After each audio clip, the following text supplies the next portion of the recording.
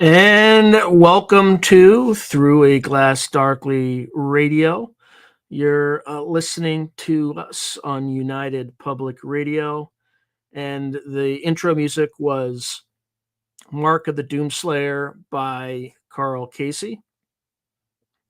So today's kind of a little bit of a, I can't get this piece of hair down for some reason. There you go. Just shove it down. Today's going to be a little bit of experimental day. I got a random topic recommended to me by ChatGPT of all things. It's obviously a huge conspiracy theory. I haven't done any research on it. I don't have any opinion on it. I think it's interesting, and that's kind of where I'll put it. Read into it what you may. If it resonates for you, great. But it is some weird stuff. So, by the way, did you like the new countdown? I StreamYard still has that garbage one that they like. It was good, and then they changed the music, so it sounds absolutely terrible. So I just made my own. I just couldn't. I couldn't handle having to listen to that nonsense a second time. So, oh, good. I have no idea how it would be, but yeah, I made that one because I'm just like, if StreamYard can't do their job, I'll just do it for them. Oh yeah, that's a tesseract. Yeah, I mean that's exactly what you get. You get a cross. All right, so I'm gonna get started. I have a lot of material to get through. You be the judge of whether or not it's comprehensible. It's strange. That's all I'm going to do. So we're going to talk about the Saturn Time Cube theory. I'm going to do a deep dive in this stuff. Okay. So it's a multifaceted conspiracy and esoteric hypothesis that links the planet Saturn, especially its symbolism of time and the geometric motif of the cube, to hidden forces controlling, influencing, cajoling, shaping humanity. Proponents argue that Saturn, which is often identified with the ancient god of time, emits energies or signals that trap human consciousness in a false reality or time loop, quote unquote, cube. These proponents draw on mythology, occult symbolism, modern science anomalies, and Gnostic philosophy to weave a narrative of Saturn as a controller of time and fate. Okay, so we're going to explore the origins and evolution of this theory, its mythological foundations, modern advocates' interpretations, scientific and symbolic angles, ties to secret societies, and parallels with simulation theory and Gnosticism. We'll also consider some alternative explanations from historical and scientific perspectives. So buckle up, get ready, and here we go. All right, so early influencers or early influences. We're not talking about YouTube influencers here. Early influences. The idea that Saturn has an outsized mystical or conspiratorial significance predates the specific time cube phrasing. Researchers in alternative history and occult circles have long pointed to Saturn as an object of ancient worship and fear.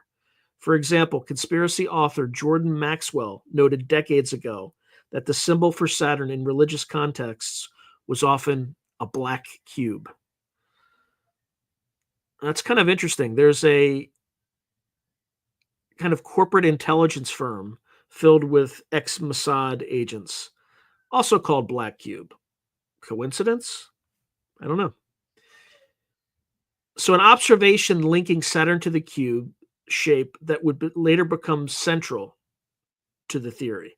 So the symbolic connection provided a foundation in various religions or religious and mystical traditions. The cube represents the material world or a quote-unquote trap of the physical plane, and Saturn is associated with materiality, time, and limitation. Early internet conspiracy forums in the 1990s and 2000s picked up on these links, blending them with other fringe ideas.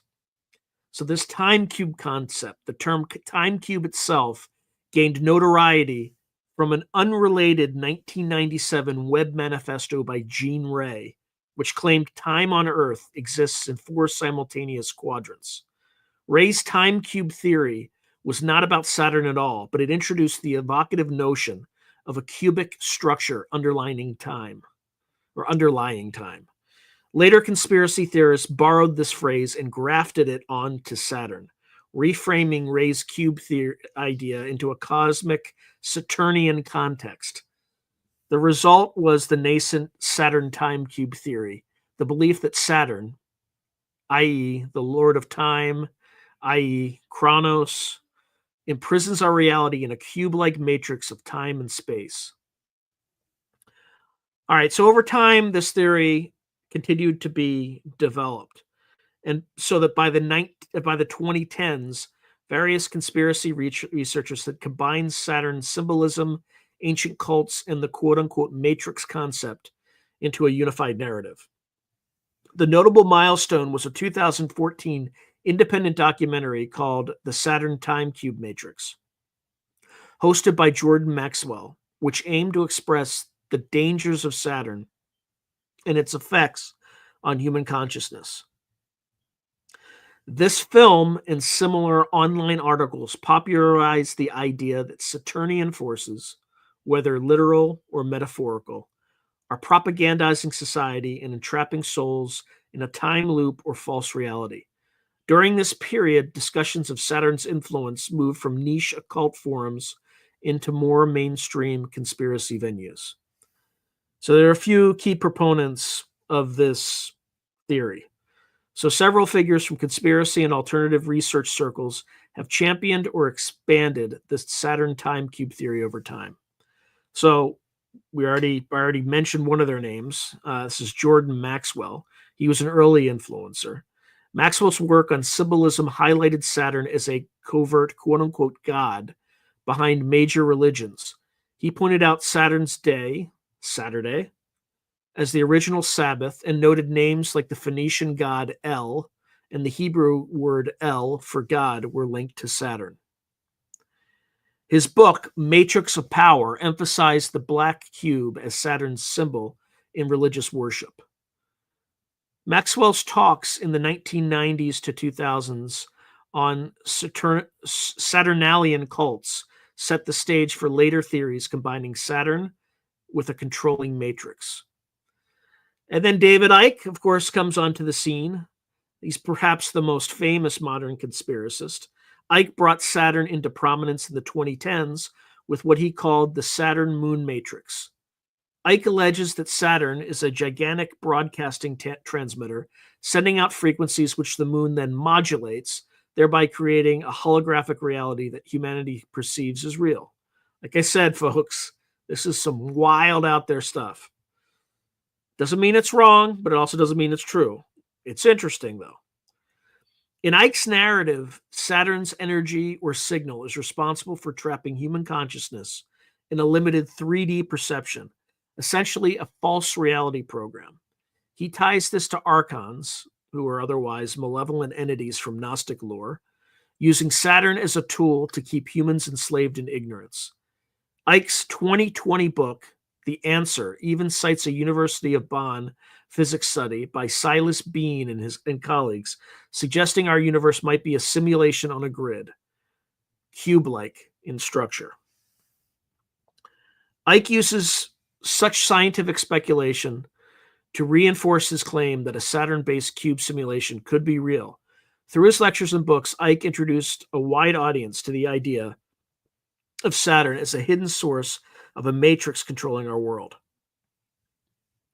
Other folks who have spoken on this topic include Troy D. McLaughlin. He's the author of Saturn Death Cult in 2012. McLaughlin's work, while focused more on ancient cosmic catastrophes, contributed to Saturn lore among conspiracists. He proposed that Saturn was once a primordial sun worshipped in a golden age, and that a cult of Saturn arose after a deluge, engaging in rituals including blood sacrifice and banking schemes to wield Saturn's power. The Saturn death cult, though not explicitly about a time cube, overlaps with the theory's claim of a secret Saturn-centric elite manipulating humanity. McLaughlin linked Saturn to later institutions of control, feeding the idea that Saturnian influence permeates history and society. Another person who opined on this topic was Mark Passio, as well as several other occult researchers.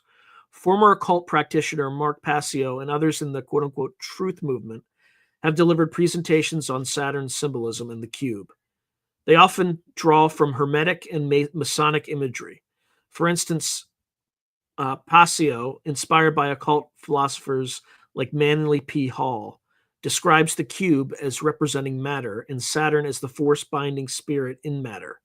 Hall himself wrote that spiritual initiation requires lifting the heart out of the cube of matter, freeing oneself from Saturnian constraints. These perspectives from occult philosophy were reinterpreted by conspiracy lecturers to argue that secret societies know about Saturn's cube and use its symbolism. Nick Hinton was a more recent voice, and he's a young researcher who popularized the concept on social media. He authored the Saturn Time Cube simulation in 2020, which explicitly argues that we live inside a cube-like simulated reality controlled by Saturn. Hinton ties many threads from quantum computing to the Mandela effect to suggest that Saturn, possibly in conjunction with advanced AI or occult experiments like CERN, so he claims, has generated a hypercube, 4D cube trap for human souls. His work, shared in Twitter threads and podcasts, brought the Saturn Time Cube idea to a new generation of conspiracy theorists or enthusiasts, blending meme culture with esoteric theory. And over time, obviously, the theory has evolved. The Saturn Time Cube theory has evolved through cross-pollination between these figures and others. What began as observations about Saturn's role in mythology and symbols, this is from Jordan Maxwell, grew into a sweeping hypothesis of a Saturnian control system. It's David Icke. And eventually into a high-tech simulation model. And this is Hinton. The theory today is less a single claim than a framework of beliefs, ranging from the purely spiritual, Saturn as Lord of Karma trapping souls, to the techno-paranoid, Saturn as an extraterrestrial computer broadcasting our reality. Despite variations, proponents share a view of Saturn as the keystone of a grand deception. Below, we'll dive into the components that make up this elaborate theory. So we first could go back to mythology and ancient traditions, with Saturn as Time Lord and controller of fate. Any theory about Saturn's occult influence draws heavily on the planet's role in mythology, religion, and ancient astrology. Across cultures, Saturn has been associated with time, endings, and authoritative power, themes that feed the notion of Saturn as a controller of fate. Key references often cited by Saturn theorists include the Greek titan Kronos, the Semitic god El, and various symbols of time and confinement. Let's start with Kronos. So Kronos is described as the devourer of time. In Greek mythology, Kronos is the personification of time, often depicted as an old man with a serpentine form, or as a father time with an hourglass. Separately, Kronos is the leader of the Titans, the god who ate his own children to prevent usurpation. Over time, the attributes of Kronos and Cronus, they're kind of the same thing, blended, so that the Titan Cronus was seen as a god of time. The Romans explicitly identified Cronus with Saturn.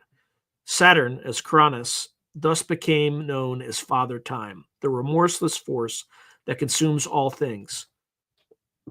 Classical art shows Saturn Cronus with a scythe or sickle harvesting time, and sometimes devouring a child, symbolizing time's destructive aspect. Saturn's festival, Saturnalia, was a midwinter revel where social order inverted.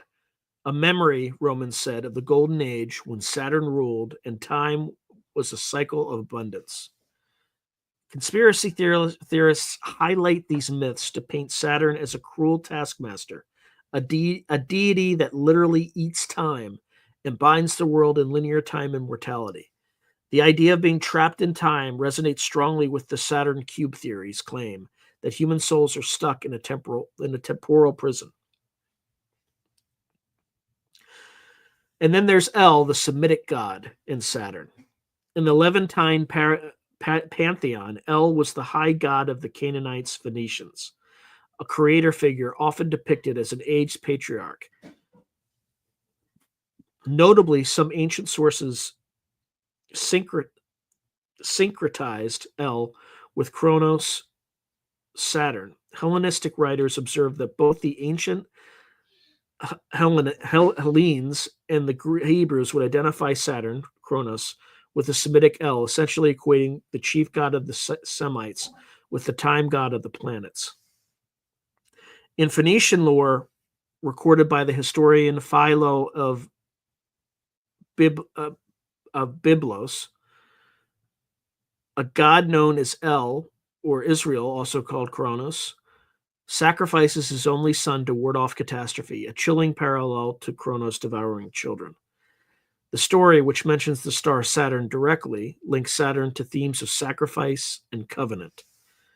Conspiracy researchers often cite this to suggest that the worship of Saturn El involved blood rituals, e.g., for example, child sacrifice, which they tie to later cults like Moloch worship or Abraham's test in the Bible.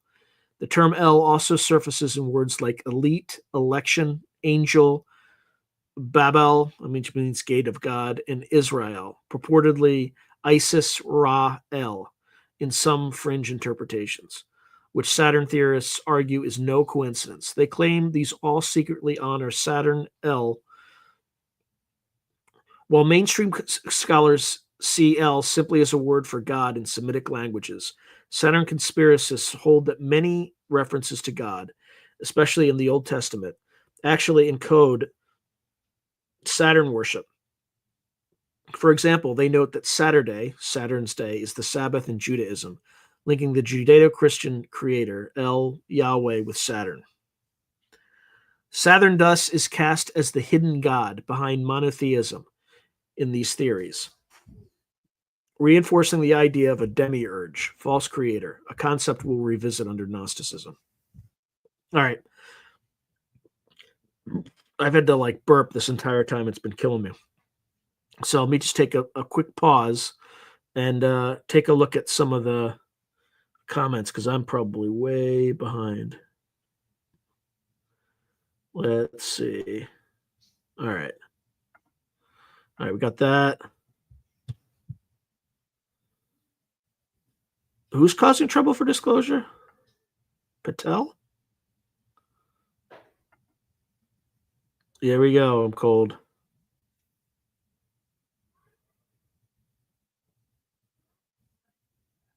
All right, I'm just going to read this for folks who are listening.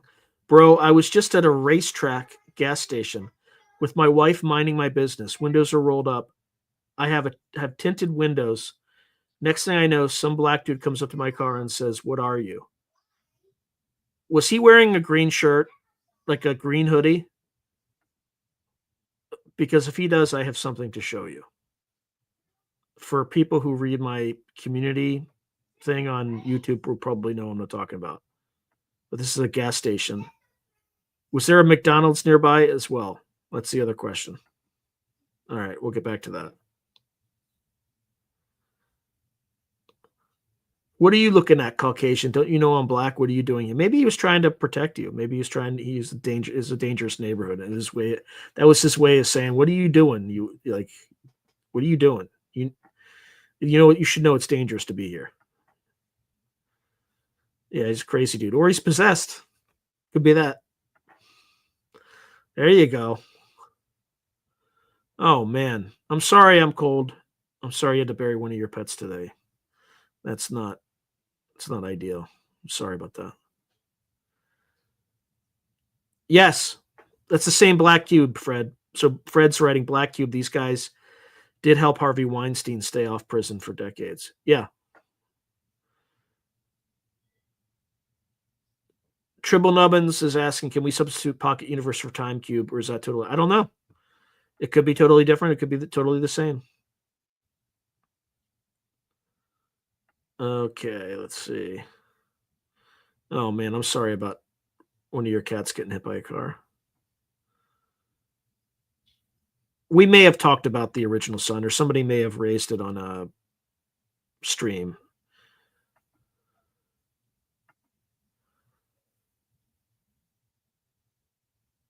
Yeah, I don't know.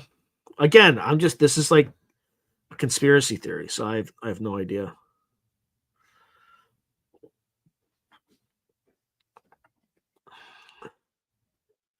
Yeah, plus if it wasn't like cosmologically, I am not a astronomer, but I think when the sun dies, it's just supernovas. I don't think it would turn into a planet. But I could be wrong.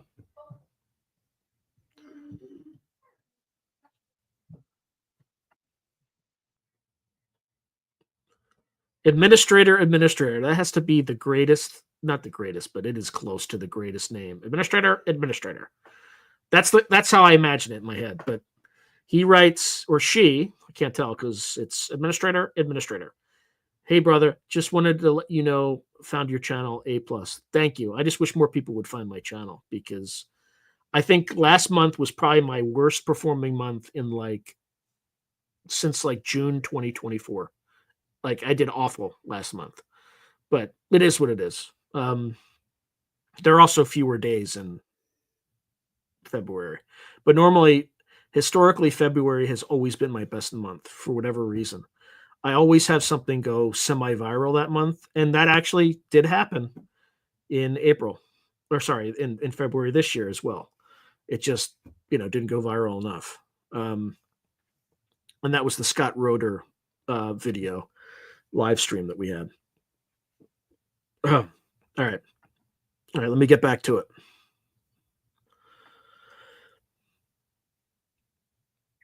Okay. So, Saturn thus is cast as the hidden god behind monotheism in these theories, reinforcing the idea of a demiurge, false creator, a concept. Okay, we talked about that. So Saturn is lord of fate and cycles. Ancient astrology regards Saturn as the outermost planet and a major malefic influence, or malevolent, whatever you want to call it. He governed chronology, cycles, endings, and limitations. The Greeks called Saturn Phanon and Chronos, associating it with lead, heavy, slow, inexorable.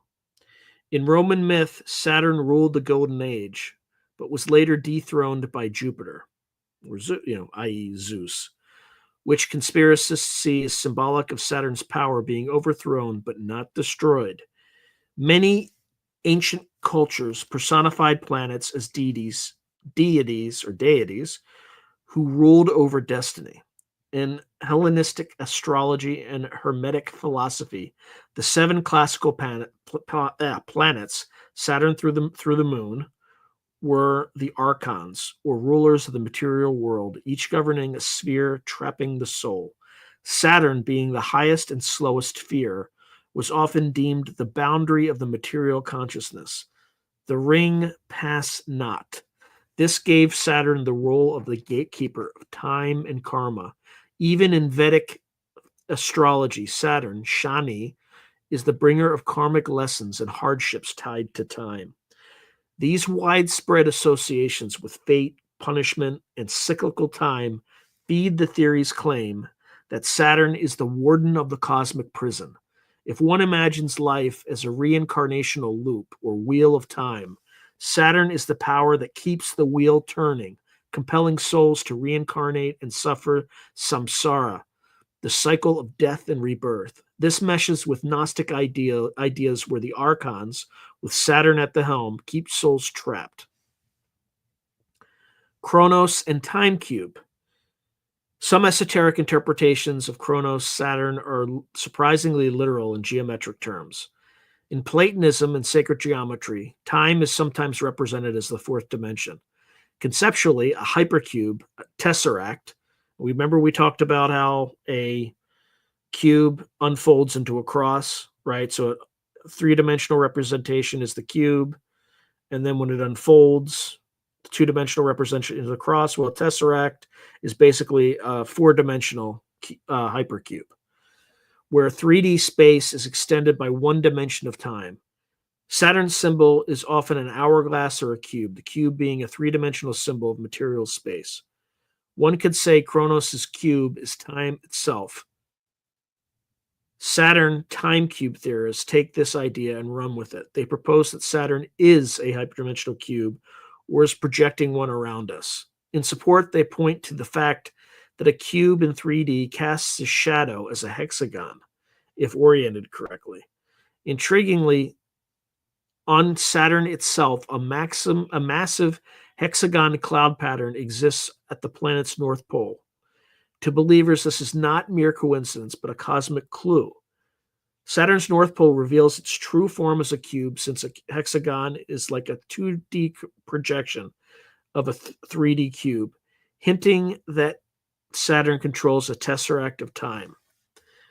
In summary, Saturn's historical and mythological persona, the scythe-wielding god of time, death, and harvest, the old sky god who demands sacrifice, the planetary ruler of limitation, the archaic Lord of the Rings, all contribute to why conspiracists single out Saturn as the prime culprit behind a matrix of control.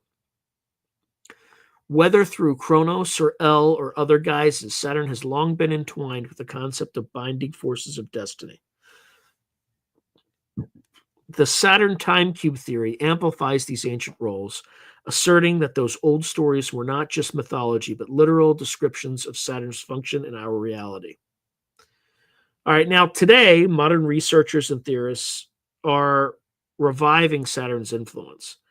The Saturn time cube theory in its current form has been shaped by a number of modern writers and speakers who often blend conspiracies with occult research. Here we highlight some who actively promote or extend the idea. We already talked about David Icke, whose contributions are seminal in popularizing this Saturn as matrix idea. In his lectures and writings like Remember Who You Are and The Perception Deception, Icke introduces a concept that Saturn is broadcasting an electromagnetic signal that generates the illusion of our reality. He calls Saturn a gigantic transmitter, and in what he terms the Saturn-Moon matrix, claims the Moon amplifies or relays Saturn signals to Earth akin to a satellite. According to Icke, the archons, non-human entities from Gnostic lore, set up this system to entrap human consciousness in a false world, much like in the movie Matrix, or The Matrix. Icke points to the rings of Saturn as possibly artificial, an antenna for the broadcast, and the hexagon on Saturn as a geometric representation of the cube or portal for these energies. He even ties mundane cultural elements to Saturn's influence, noting, for instance, that we harvest time in seconds, minutes, hours. That's the Kronos' scythe, and that corporate logos often have rings or Saturn-like symbols. Evidence, he says, of subconscious Saturn worship by the elite. While widely criticized, Icke's Saturn thesis is detailed. He connects ancient sacrifice to Saturn, Kronos eating children, with alleged modern child abuse networks of the elite feeding off fear all under Saturn's eye. Icke's work synthesized many strands, NASA anomalies, ancient myths, mind control technology, into a grand Saturn-centric conspiracy. This significantly raised public awareness of the theory and inspired further investigation by others. And again, we have Jordan Maxwell as a precursor to Icke. Maxwell's talks on symbolism in religion underscored Saturn's covert role. He famously said the symbol that was used in religious context with Saturn was the black cube. Noting how this appears in Judaism, the black cube tefillin worn on the forehead, Islam, the Kaaba cube at Mecca, and in corporate architecture, Maxwell asserted that terms like Saturnian and Satanic are interlinked.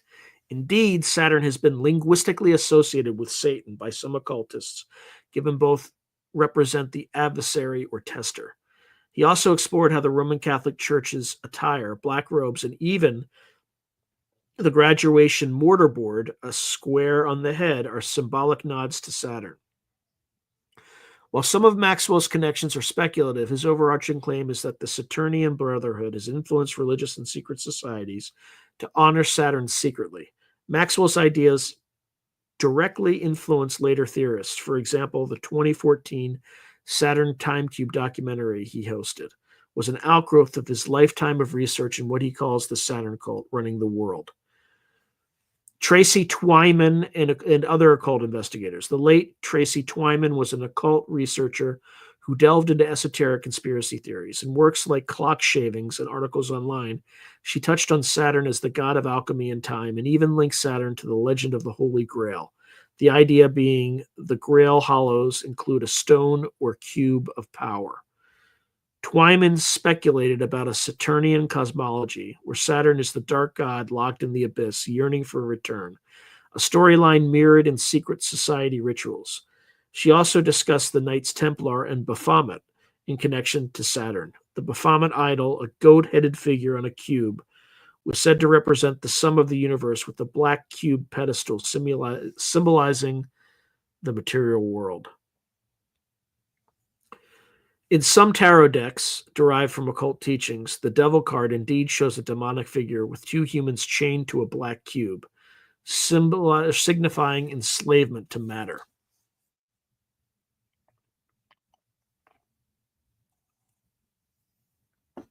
Twyman and others interpret this as humanity chained to Saturn's cube, an idea perfectly in line with the Saturn Time Cube theory.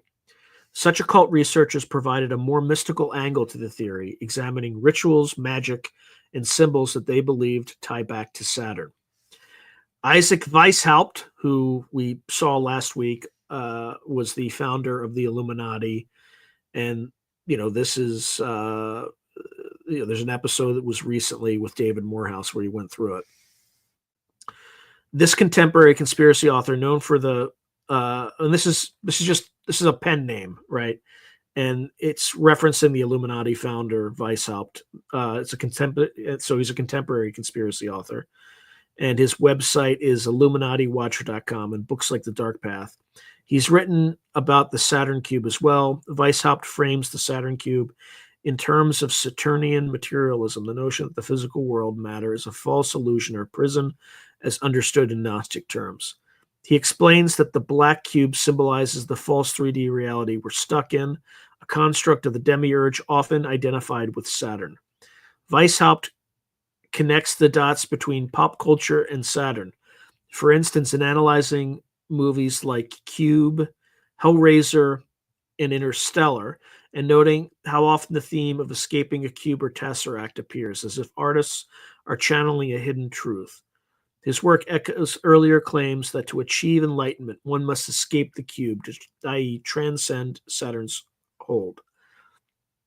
By using Gnostic and Hermetic references, authors like Weishaupt give the Saturn Time Cube theory a philosophical backbone, aligning it with age-old teachings about breaking the spell of the material world. Nick Hinton, obviously representing a younger generation, he's active on Twitter and podcasts, discussing fringe ideas in a casual, accessible style. His Saturn Time Cube simulation proposes that our reality might literally exist within a quantum computer cube controlled by Saturn. Hinton speculates that Saturn's famous hexagon storm could be a projection of a tesseract, 4D cube, or even the portal of the simulation. He also weaves in the Mandela effect collective memory glitches, suggesting that shifts in our reality could be due to program updates or glitches in the Saturn Cube program. Notably, Hinton draws parallels between the occult Saturn Cube and modern tech. For example, the D-Wave quantum computer is a black cube-like apparatus, and tech CEOs often talk about simulation theory. Hinton implies these, Hinton implies these are clues that our tech elites know about Saturn's simulation. Hinton's work is less heavy on ancient myth and more on synthesizing internet lore. He references everything from CERN's particle collider and its ritualistic opening ceremony in the Gothard Tunnel, which featured a goat man and a giant eye, interpreted by some as a Saturn ritual, to pop music videos that show cube imagery by packaging these in a series of online posts, often titled in parts. For instance, Saturn's Time Cube Theory, Part 1, Part 2, etc. Hinton brought many newcomers down the Saturn rabbit hole.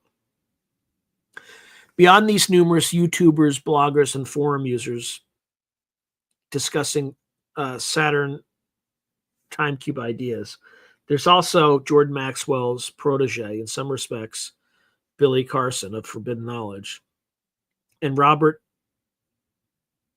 Sepper, an author on Atlantis and occult history, have touched on Saturnian lore. Jay Dyer, an analyst of Hollywood symbolism, frequently notes that Saturnian motifs in films, even in fiction and art communities like fans of Twin Peaks or Marvel Comics, people have noticed the recurrence of a mysterious black box cube and connected it to Saturn theory. The theory's popularity online has grown such that references appear in far-flung places, from Reddit discussions to electronic music albums named Saturn Cube. This breadth of proponents shows how the Saturn Time Cube concept has moved from fringe theory toward a modern mythos in its own right, with Saturn as a kind of archetypal villain behind the curtain of reality. While these researchers often don't agree on every detail, collectively they have built a labyrinthine narrative. Each contributes a piece: historical evidence, symbolic analysts, alleged insider info, scientific speculation that bolsters the idea that an elaborate Saturn-centric control system exists. Importantly, they also encourage personal investigation. Followers of the theory are prompted to notice Saturn symbolism around them and connect dots themselves.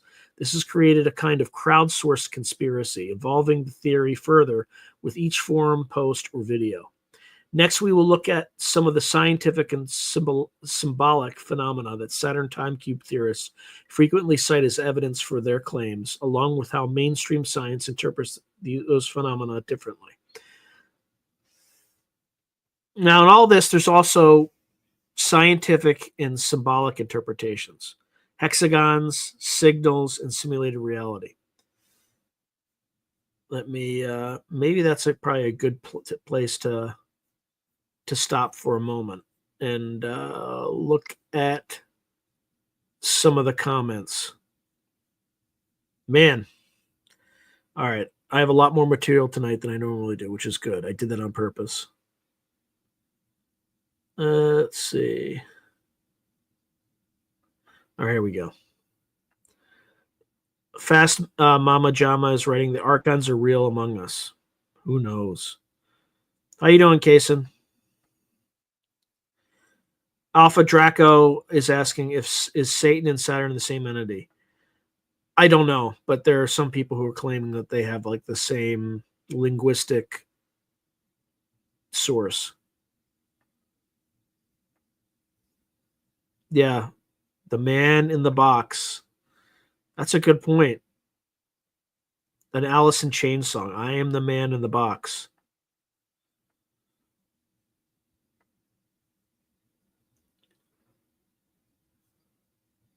Wait.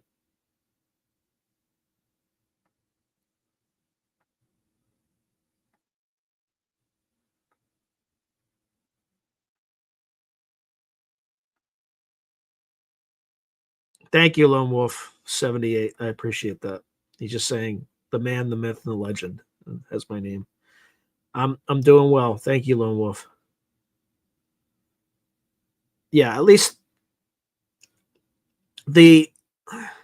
I'm not saying the etymology is identical, but there are just some people who have argued that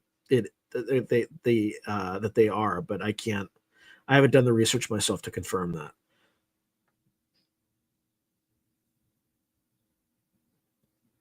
Yeah, I don't know.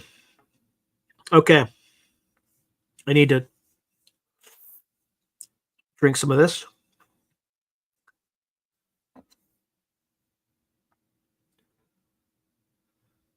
Yeah, could be. I don't know.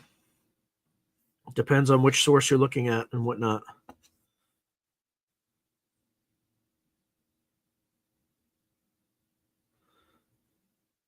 Okay, so on on YouTube's channel, Metaphysical, they remote view Saturn on and said basically it's not a good place.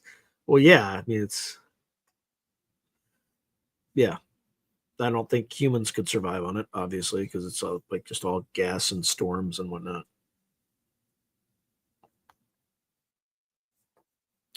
Ah, okay. All right. Let's continue, shall we? We're going to get into the scientific and symbolic interpretations. So, even though the Saturn time cube theory is largely speculative, its proponents often point to actual scientific observations about Saturn and intriguing symbols to support their narrative. Here we examine a few such points. So, Saturn, Saturn's unique North Pole hexagon, its radio emissions, and the broader idea of reality as a simulation or cube, highlighting both the conspiratorial interpretation and the scientific perspective. So, we'll start with Saturn's hexagonal storm.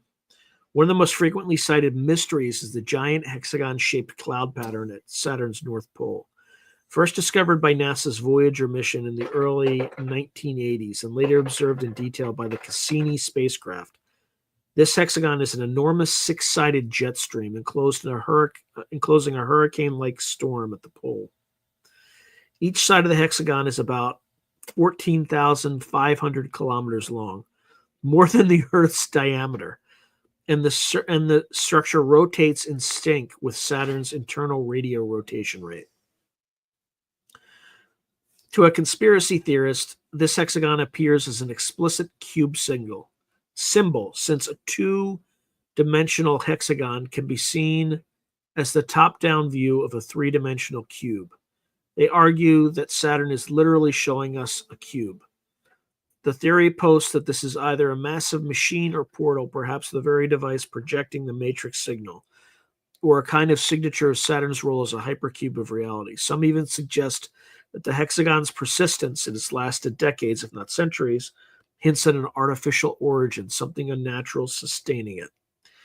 In the conspiratorial view, it's theorized that the hexagon could be a storm engineered by advanced beings or an energy vortex tied to Saturn's electromagnetic output. The neat geometry certainly looks more structured than a typical chaotic weather system.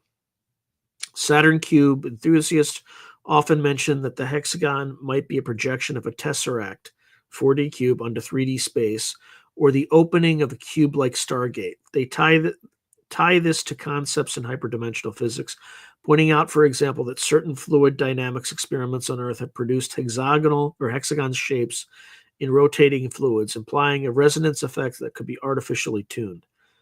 Furthermore, esoteric interpretations view the hexagon as the seal of Saturn, noting that a two-dimensional hexagon can also be inscribed in a six-pointed star hexagram, which relates to the Star of David or Solomon's seal, symbols sometimes linked to Saturn in occultism. In Latin, Saturn was associated with the star of Remphan or Chion, mentioned in the Bible, often drawn as a star/hexagram.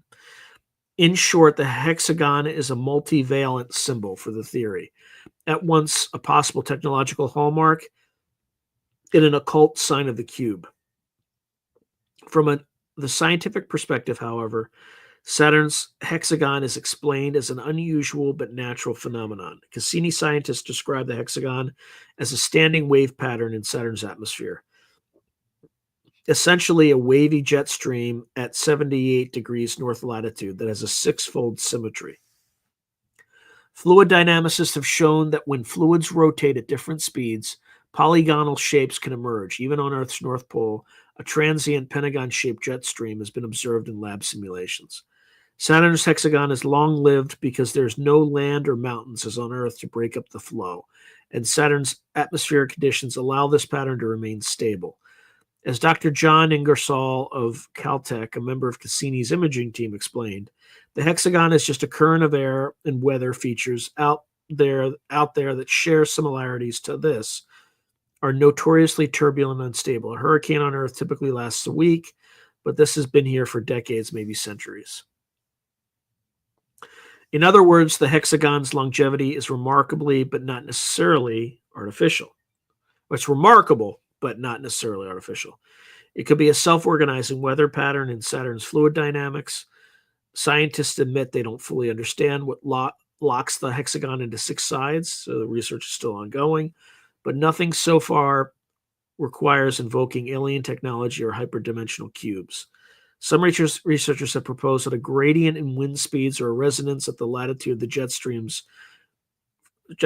forces the six-sided shape. Notably, as Saturn's seasons change and the pole gets sunlight, Saturn's year is 29 Earth years long.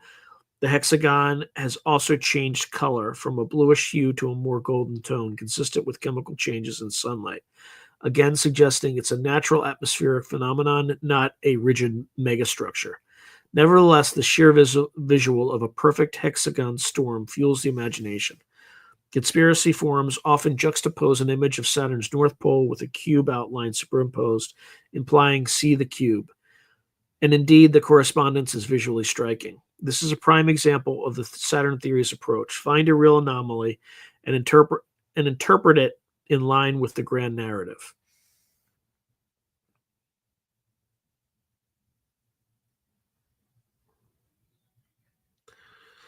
All right. Then there's also Saturn's radio emissions, the sounds of Saturn. Another scientific aspect seized upon by theorists is Saturn's emitted radio waves.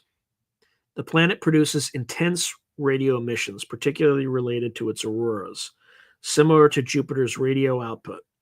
When the Cassini spacecraft arrived, astronomers found these emissions, called Saturn kilometric radiation, SKR, had some puzzling properties.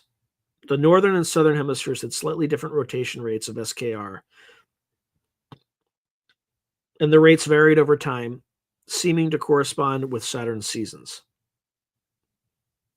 All right, let's take a breather right there.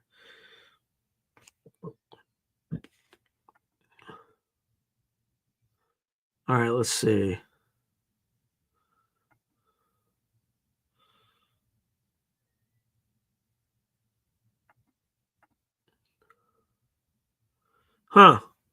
Mauro Biglino takes it all apart in the Naked Bible. It's worth buying. Hey, Jalal, good to see you. How you doing this year? Good to see you. Tribble Nubbins is writing Lucifer, Prometheus, Mithra are all names for the same thing. Yep, hexagram equals written representation of a curse. This is what Alpha Draco is saying. And hex equals curse.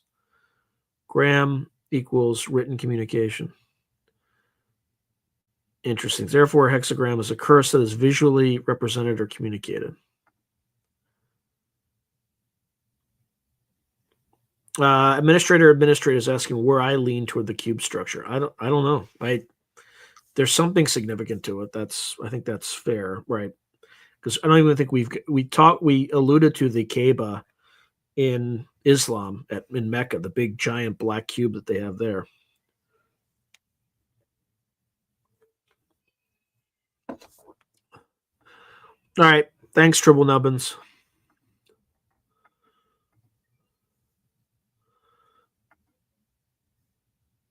Hillbilly Herb. Nice to see you.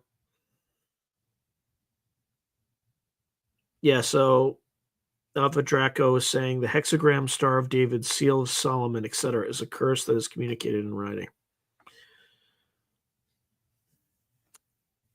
And so the hexagram is the ultimate battlefield symbol. Trojans often use defensive encirclement tactics, similar to how a hexagonal formation can provide mutual support in all directions. Hey to you and Johnny Topside.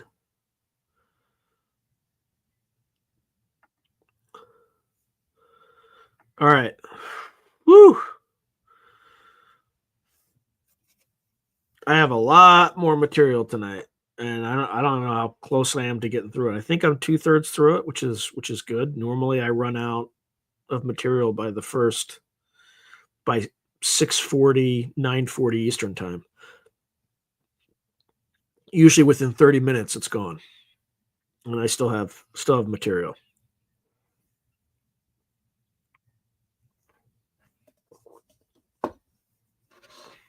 Okay.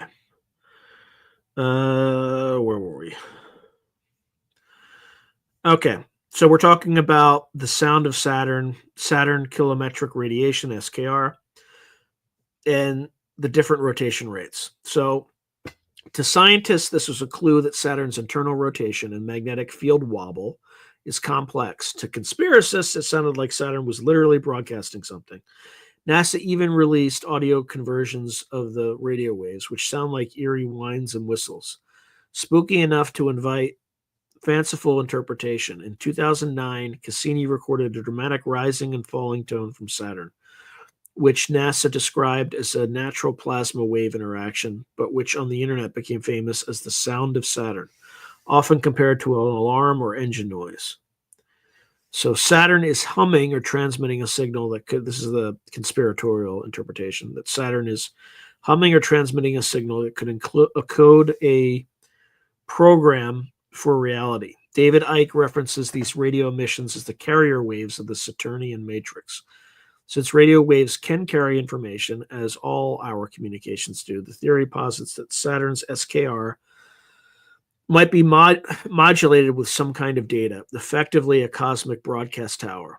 Some have even suggested that the reason SKR doesn't match Saturn's exact day, which is hard to measure because Saturn has no solid surface, is that it's not purely natural rotation, but some intentional modulation.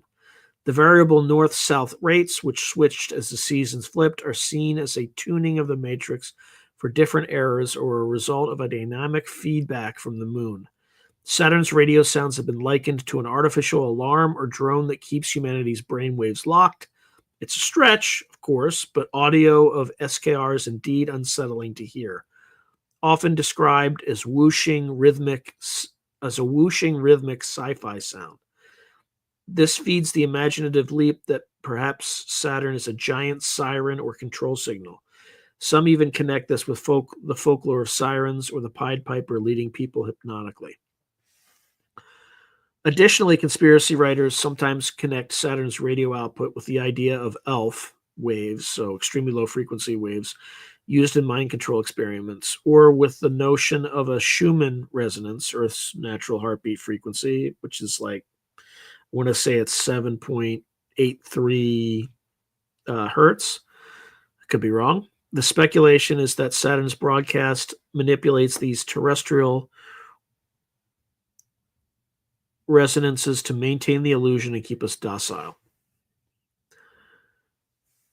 So the scientific explanation for this is Saturn's radio emissions are well studied and attributed to natural causes. The SKR is generated by electrons spiraling along Saturn's magnetic fields, especially near the poles, similar to how auroras on Earth emit radio waves. The weird behavior, i.e., between different periods of north and south, is tied to Saturn's axial tilt and seasonal sunlight affecting the plasma environment. As one researcher, Dr. Don Gurnett, that's Cassini's radio instrument lead, said, "We thought we understood these radio wave patterns as gas giants, or at gas giants, since Jupiter was so straightforward. Without Cassini's long stay, we wouldn't have understood that Saturn's radio emissions are so different."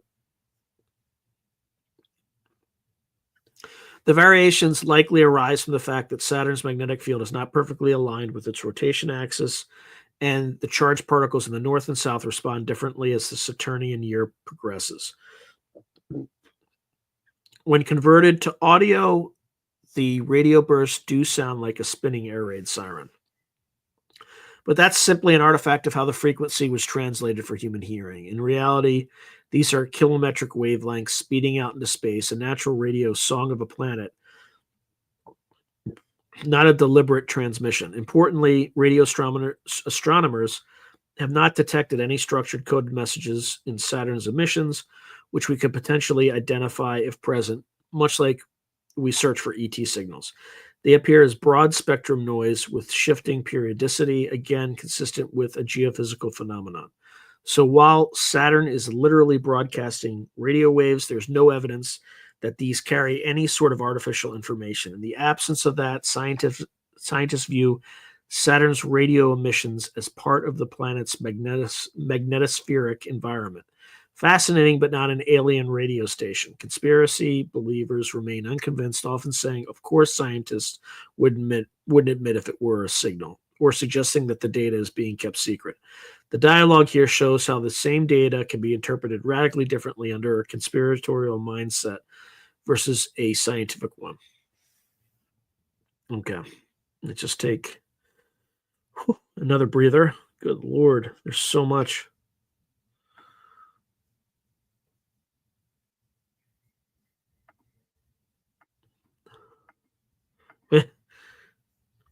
My brain hurts. I don't know. I can't. It's hard to tell.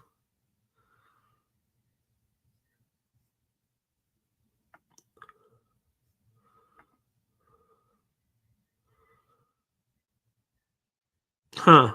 In 2011, A Space Odyssey, the original script had the spaceship Discovery 1 traveling to Saturn, but due to technical limitations and special effects, Kubrick changed the destination to Jupiter. Yes, it's a very, very weird place. Okay, let's get back to it. Oops. I can only find there we go.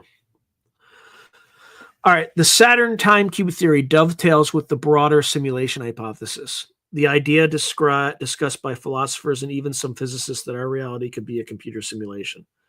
Proponents note that serious people like Nick Bostrom and Elon Musk have argued that there's a high probability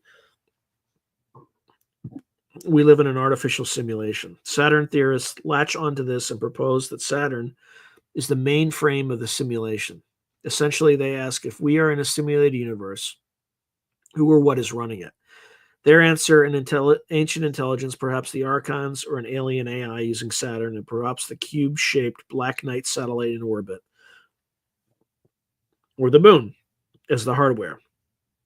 In this view, the black cube symbol, seen in various contexts, is actually a reference to the computer cube that is our universe.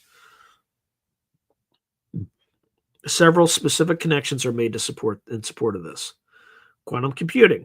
So modern quantum computers like D-Wave systems are often housed in black cuboidal refrigerators. In a now infamous talk, a D-Wave executive quipped that using their computer was like standing at the altar of an alien technology, and talked about parallel universes, comments which conspiracy folks found eerily on the nose. The theory posits that these quantum computers are attempts to interfere with the Saturn cube, the master computer. The logo of D-Wave even resembles a geometrical pattern some compare to a stylized double cube on Saturn's rings. While this is likely coincidental, has led to speculation that government or CERN scientists are trying to tap into the Saturn matrix or even override it.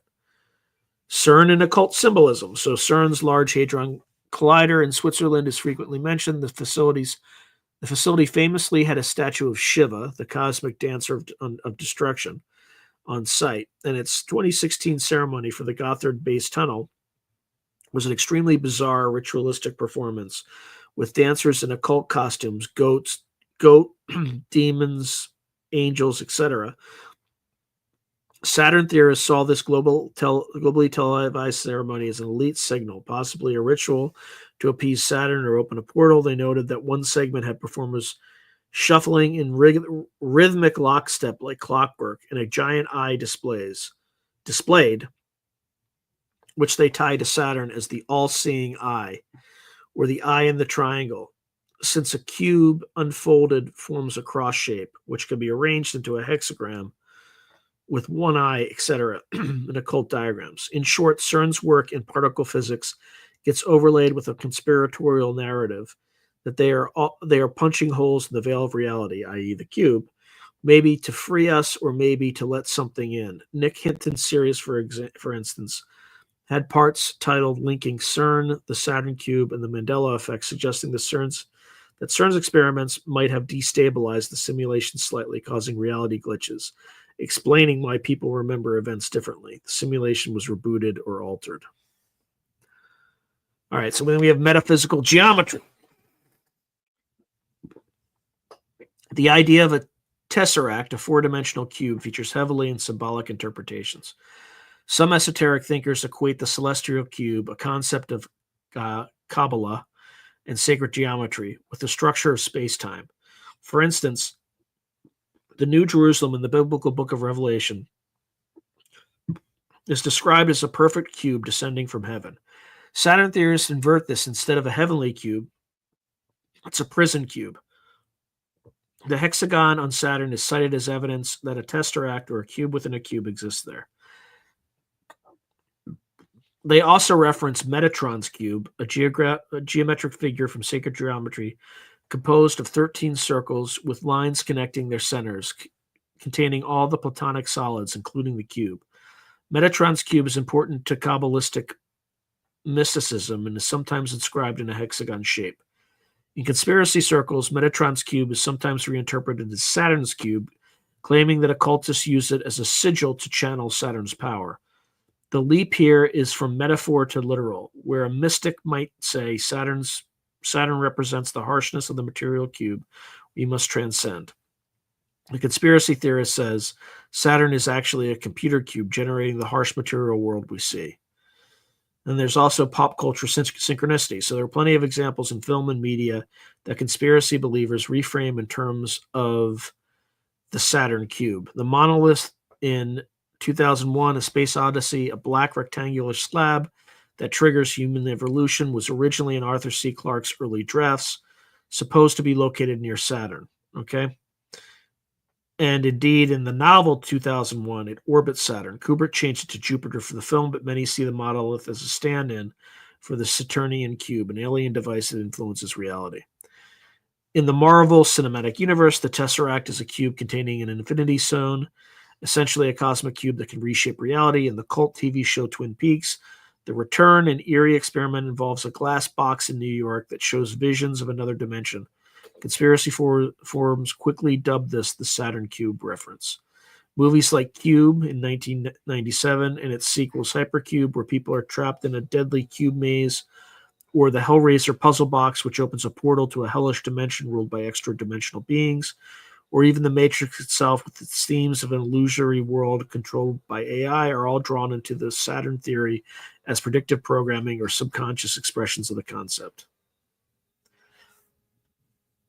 Proponents argue that either the elites are revealing the truth through entertainment, the occult principle of hidden in plain sight, or the artists are tapping into a collective unconscious truth about being trapped in a cube world.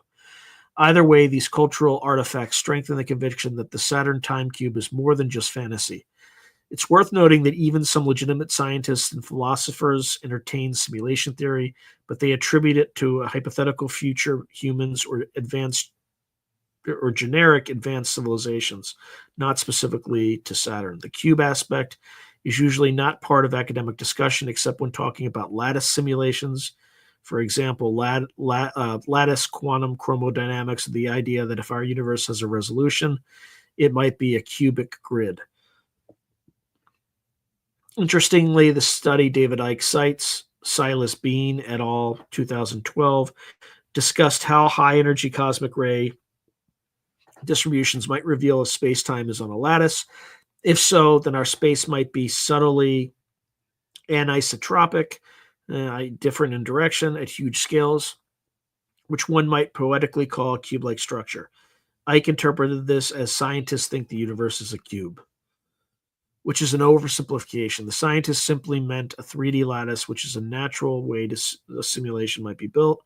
But for Saturn theorists, this is a validation. If a nuclear physicist says the universe could be a grid, why not a Saturn-made grid? Okay, so here's some alternative explanations and some skepticism. For each of the above points, there are more mundane explanations. So a hexagon on a gas giant, while highly unusual, fits within fluid dynamic models as a rotating fluid wave. There's no proven need for alien intervention. Saturn's radio song, which, while spookily, has measurable characteristics of plasma emissions and shows no encoded information aligning with natural magnetospheric processes, And the black cube symbol can be explained by its mathematical and spiritual significance. A cube represents stability in the 3 dimensions of space. Many cultures independently adopted cube-shaped artifacts, altars, temples, etc., without a single sinister origin. The recurrence of the cube motif in religion, for example, the Kaaba, phylacteries, might be because the cube square represents the earth or foundations of sacred geometry, as opposed to the sphere circle of the heavens. As an occult author noted, the square is matter, the circle is spirit. Thus, cubes appear in worship not as satanic Saturn symbols, but as representations of the created world or the altar upon which the divine manifests. The simulation argument is still speculative. If we are in a simulation, it might have nothing to do with Saturn specifically. Saturn time cube theorists may simply be localizing a much broader concept onto Saturn due to its mythic resonance. It's a form of could be a form of confirmation bias. Take any evidence of reality's strangeness and attribute it to their specific framework. Skeptics also point out that extraordinary claims require extraordinary proof. I hate that. I hate that stupid saying. The Saturn time cube theory, while fascinating, often strings together coincidences or analogies and presents them as if they were concrete evidence. Much of it relies on esoteric interpretation, for instance, seeing a hexagon and deciding it really means a cube, or hearing static and deeming it a broadcast. Psychology plays a role. Humans love patterns, and Saturn, with its striking features and rich symbolisms, is a canvas onto which a great pattern is projected. To be fair, even academic researchers acknowledge Saturn still holds real mysteries. For example, the exact mechanics of the hexagon or why its rotation periods differ by hemisphere, but these mysteries are not evidence of a vast mind-controlled cube. Rather, they remind us that planets can have complex behavior we do not fully grasp yet. In conclusion, the scientific anomalies of Saturn and modern science's concept of simulations are an enticing space that Saturn time cube theorists add to their stew. They blur the lines between science and mysticism, using each to validate the other. A NASA finding is cited in the same breath as a Gnostic gospel. This approach appeals to those who want a unified theory of everything conspiratorial, one that feels scientific, spiritual, and fantastical at the same time. Saturn uniquely provides all the ingredients for such a theory. So scientists are kind of going to dismiss a lot of this stuff. All right. We're going to start the next section. I'm going to take a quick break. The next section is connections to secret societies, occult groups, and elite symbolism. Man, this is a lot of material. Good God. Okay. Let's go through some of the comments.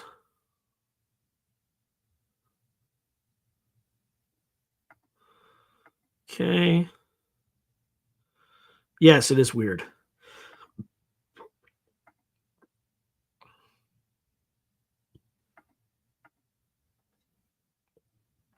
Yeah, Mechanical Elves, Saturn does have Dark City vibes.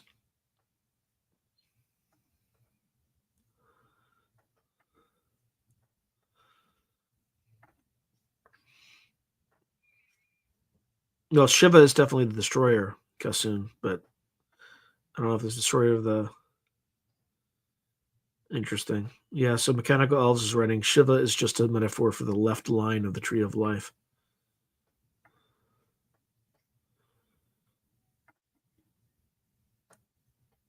Yeah, you're going deep today, Peter.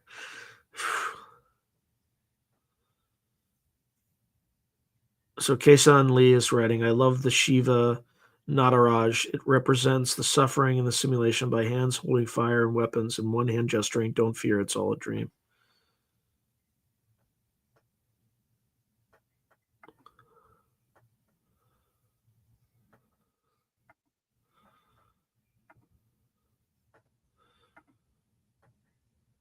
Okay, let's see.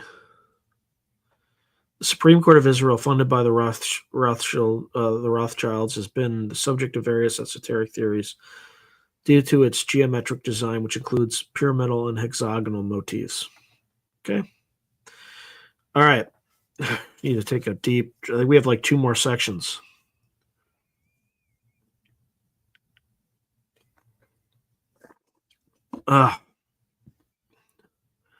All right. Here we go. All right.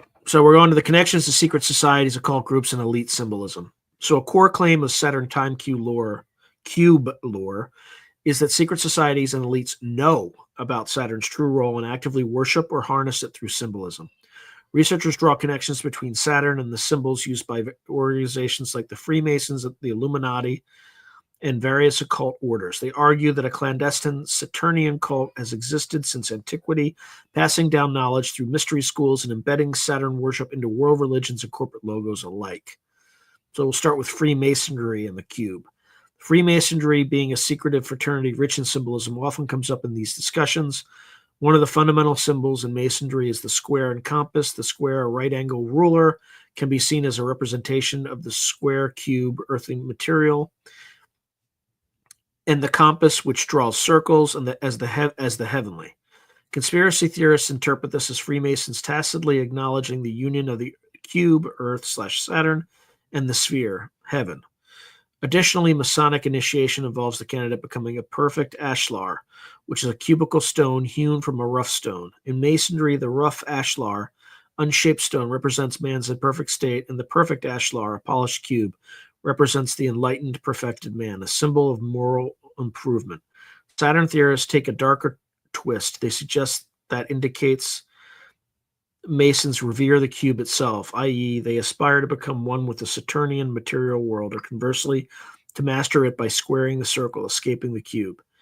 Manly P. Hall, a 33rd degree Mason, an esoteric philosopher, wrote in The Lost Keys of Freemasonry about lifting the compass, spirit, and square matter into alignment, and lifting the heart out of the cube of matter. In context, Hall meant overcoming materialism.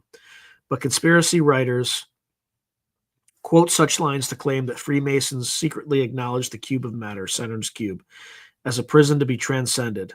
In some interpretations, the very act of squaring in Masonry, making things square, is equated with the dominion of Saturn, since Saturn in astrology, squares often signify challenges, a bit of wordplay. While mainstream historians see Masonic symbolism as drawn from operative stonemasonry and general Hermetic motifs, conspiracists argue that many Masons at the top know about Saturn's importance. They point out that the highest degree in Scottish Rite Masonry is 32nd degree or 33 degree honorary, and 32 is 2 cubed plus 2 cubed plus 2 cubed, a numerological nod to 3 cubes of 8. Or the lodge itself is a square chamber. These connections are tenuous, but within the expansive Saturn theory, every square cube in Masonry becomes evidence of Saturn veneration. Occult orders, so Fraternitas Saturni, not all connections are conjectural. There was indeed a real occult order explicitly focused on Saturn, the Fraternitas Saturni, the Brotherhood of Saturn, founded in Germany in 1928 by Eugen Grosche. They call him Gregor A. Gregorius. It was an occult fraternity that mixed Thelema, which is Aleister Crowley's philosophy, with astrological Satanism/Gnosticism. The very name Saturni shows their emphasis on Saturn. The FS's teachings regarded Satan as the demiurge and the dispenser of karma. The rituals aimed to confront and transcend Saturn's influence. They incorporated sexual magic and Luciferian symbols, seeing Saturn as both the limiting force and the gateway to enlightenment. Conspiracy researchers often reference Fraternitas Saturni as proof that the occult elites worship Saturn, while the FS was a specific group, not necessarily directly linked to global elites. Its existence shows that Saturn-centric occultism is not a modern internet invention. It is real historical precedent. The FS also used a symbol that is essentially the alchemical equivalent of Saturn, combined with other Hermetic imagery. It is argued that after World War II, their ideas spread through European occult circles and possibly influenced other secret societies. Whether or not that's true, the idea of a Brotherhood of Saturn is enough to reinforce conspiracists' claims that behind the scenes, many so-called Illuminati or Masonic groups are ultimately Satan worshippers. The cult of Saturn and religion. Saturn theory proponents often assert that all modern religions are rooted in an ancient cult of Saturn. They point to possible Saturnian elements in various faiths. So in Judaism, the Sabbath on Saturday, dies Saturni, the use of black cubes, phylacteries on the forehead and arm during prayer, and references to El and the Elohim, with El being associated with Saturn, as discussed earlier. Some even interpret the six-pointed Star of David as a symbol of Saturn, calling it the seal of Solomon or Saturn's star. They suggest the Hebrew god's veneration on the seventh day ties back to the seventh planet, Saturn being traditionally the seventh wandering star, including sun and moon. These assertions are considered fringe and often criticized as misrepresentations of Jewish tradition, but they form a pillar in Saturn conspiracy lore. In Christianity, the halo of saints and the rings of Saturn are compared. Saturn, or Cronus, eating his children, excuse me, is likened to the practice of communion, eating the flesh of the Son of God, in a very cynical way by conspiracists. The name Israel is broken into Isis Rael, goddess, sun god, Saturn god, in some alternative etymologies, implying a synthesis of Saturn worship in the Judeo-Christian heritage. Even the geometry of the cross has been related to the unfolded cube. If you unfold a cube into a 3D or into a 2D cross shape, which is a classic math exercise, you get a cross-like figure. Thus, some argue the Christian cross is the cube unfolded, symbolizing the descent of the heavenly cube to the flat earth, etc. While this is a more interpretive art than fact, it is touted as evidence the cross actually symbolizes Saturn's cube, especially by those who claim Christianity was co-opted by Roman Saturnalia traditions and pagan symbols. In Islam, the Kaaba at Mecca is literally a black cube structure draped in black cloth. Millions of pilgrims circumambulate the cube during the Hajj, which conspiracy theorists like Jordan Maxwell characterize as people giving energy to Saturn's cube. They note that the word Kaaba might hint at cube. Indeed, it means the cube in Arabic, and that pre-Islamic pagan groups in Arabia may have venerated Saturn among their astral deities. In reality, the Kaaba is generally agreed to be a pre-Islamic sanctuary, but not specifically tied to Saturn historically. It contained various idols of many gods before Islam. Additionally, in some depictions, the Kaaba's floor plan and the arrangement of pilgrims look like a Saturnian ring, people circling a dark center, akin to rings around a planet. This visual is powerful for conspiracy theorists who claim that unknowingly millions are partaking in a Saturn ritual. Of course, to Muslims, the Kaaba is holy because it's associated with Ibrahim or Abraham and monotheism, not because of any planet. The black cloth, Kishwa, and Quranic calligraphy not Saturn symbols. But these facts don't deter theorists from posting a hidden agenda. All right, now we make our way into corporate and government symbolism.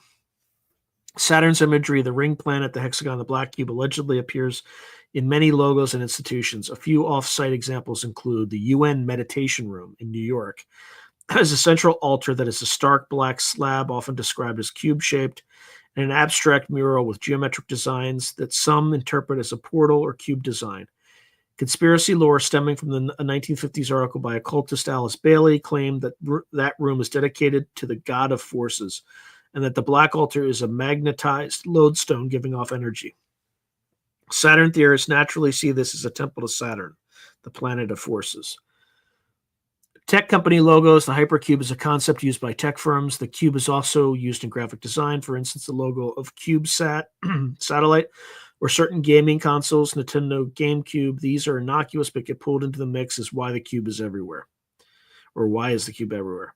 Saturn, the car brand, had a logo with a stylized ring, actually a swirl, and the name Saturn outright, not a conspiracy, just a name, but Saturn theorists have not jokingly suggested the auto industry with Saturn, Mercury, etc. is part of astro worship.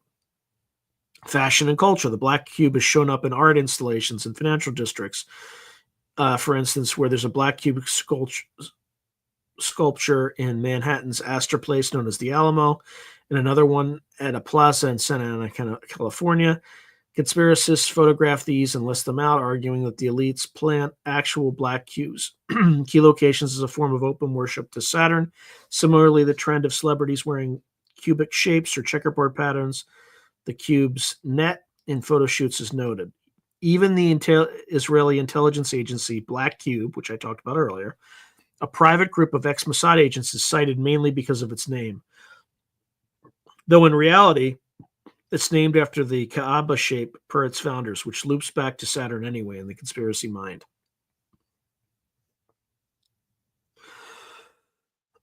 In these interpretations, the black cube has become a recurring motif that is far too consistent to be coincidence. Why is the cube, especially a black one, revered or placed prominently through time, they ask. Their answer, because those in the know are paying homage to Saturn, the lord of the cube. This cabal, whether you call them Illuminati, Freemasons, Satanists, etc., use the cube both for its power and as a signature, just as a Christian might wear a cross or a Star a Star of David. The theory asserts that the global elite display the cube sometimes in disguise as their emblem. Critics counter that these symbols have many interpretations, and the conspiracy writers are cherry-picking examples. A black cube can symbolize many things. The Kaaba for God's house, a stage in alchemy called a Negrito, or simply minimalist art. The presence of similar shapes doesn't prove a coordinated cult. Human societies often converge on simple geometric forms. Additionally, not all cubes are actually cubes. For example, the Kaaba is roughly cuboid, but not a perfect cube, and the significance is well explained by Islamic tradition.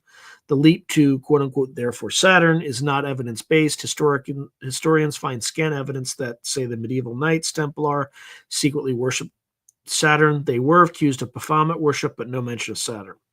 Yet Saturnine Time Cubists will argue that Baphomet is one face of the Saturn cult. The goat god is a simple symbol of Capricorn ruled by Saturn.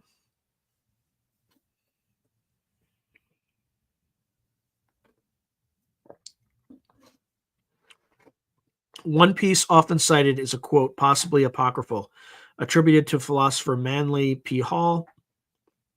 Saturn, the old serpent, is frequently symbolized as a black cube.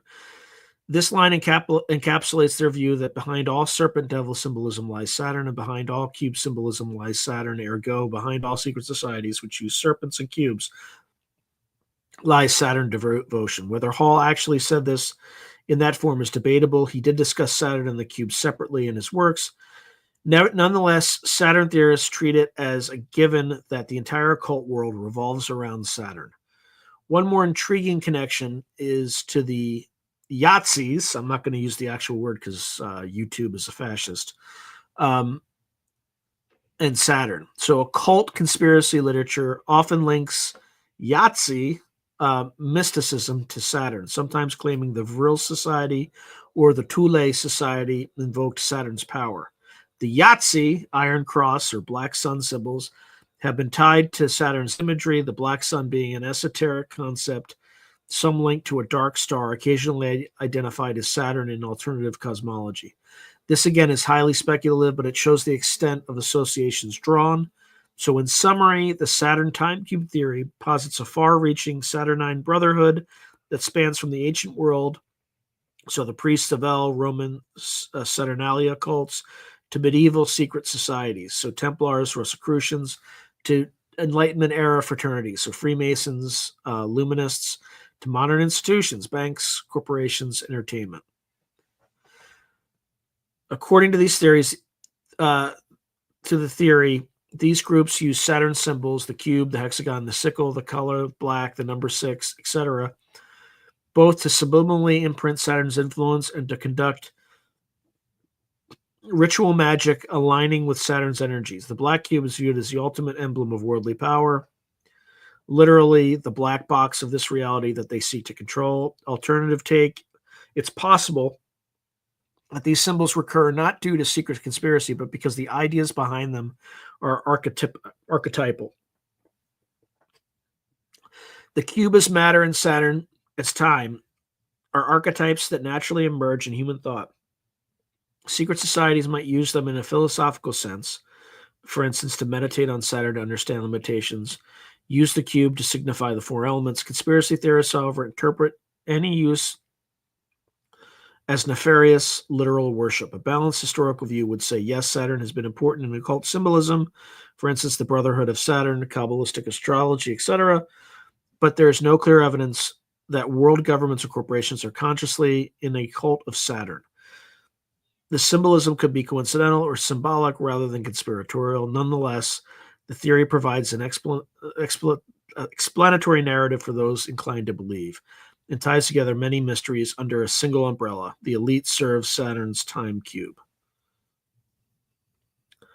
All right, we're on the last section. I'm going to take a breather, and then I think it's the last section. Let's see. Oh, yeah, we're almost okay. We're almost there, I think.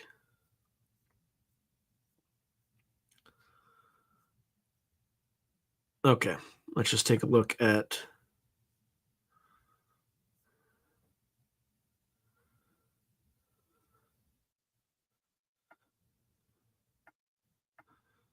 Yeah, Johnny Top said Saturn also ate his son in meth. Yeah, he did.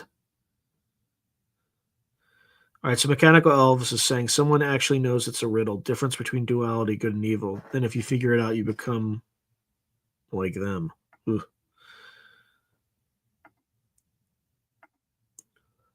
So Aleister Crowley both respected Saturn dogma of control, but also preached breaking free of its old authoritarian influence.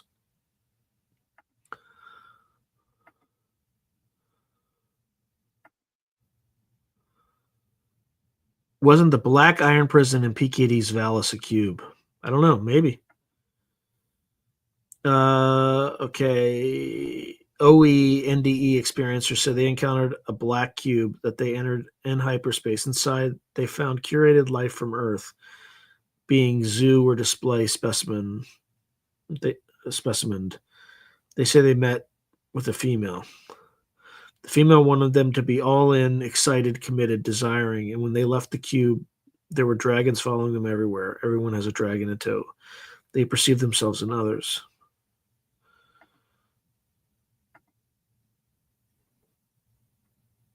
Yeah, I can't use that. I can't use the N word. I just can't.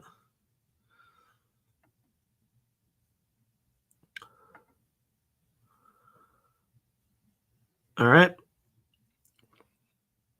Oh, so much material to get through. All right, let's finish this. Let's take this one home. All right, so links to simulation theory and Gnosticism, the Saturnian demiurge. Finally, the Saturn time cube theory resonates strongly with Gnostic philosophy and modern simulation theory, painting a picture of reality as an artificial construct controlled by a false god, with Saturn in the starring role as that false god or its device. This section explores how the theory aligns with Gnostic ideas of the demiurge and archons, and the notion that our experienced reality is a sort of prison for the soul, whether one interprets that in spiritual or computer simulation terms. So Gnosticism was an ancient religious movement in the 2nd century AD and beyond that taught that the world is a flawed or evil creation made by an inferior god, the demiurge, not by the true highest god. Gnostics identified this demiurge with figures like Yaldabaoth, also called Samael or Saklas, often depicted as a lion-faced serpent who ignorantly believes himself to be the supreme god. The demiurge and his minions, the archons, keep human souls trapped in the material realm, blind to the divine light within them. Salvation in Gnosticism comes from Gnosts, or from Gnosis, secret knowledge of our true origins beyond this fake world, allowing the soul to escape the bondage of matter and the cycles of reincarnation. Saturn appears in some Gnostic and ancient texts in interesting ways. In certain strands of Sethian Gnosticism, the 7 classical planets were associated with 7 archons, rulers set by the demiurge to guard the 7 heavens, or conversely to chain the souls as it descends. The outermost planet, Saturn, was often equated with the chief archon or even the demiurge himself. In classical myth, Kronos, Saturn, was sometimes called Sabbathai by Hellenistic astrologers, hence the day Sabbatu for Saturn's day.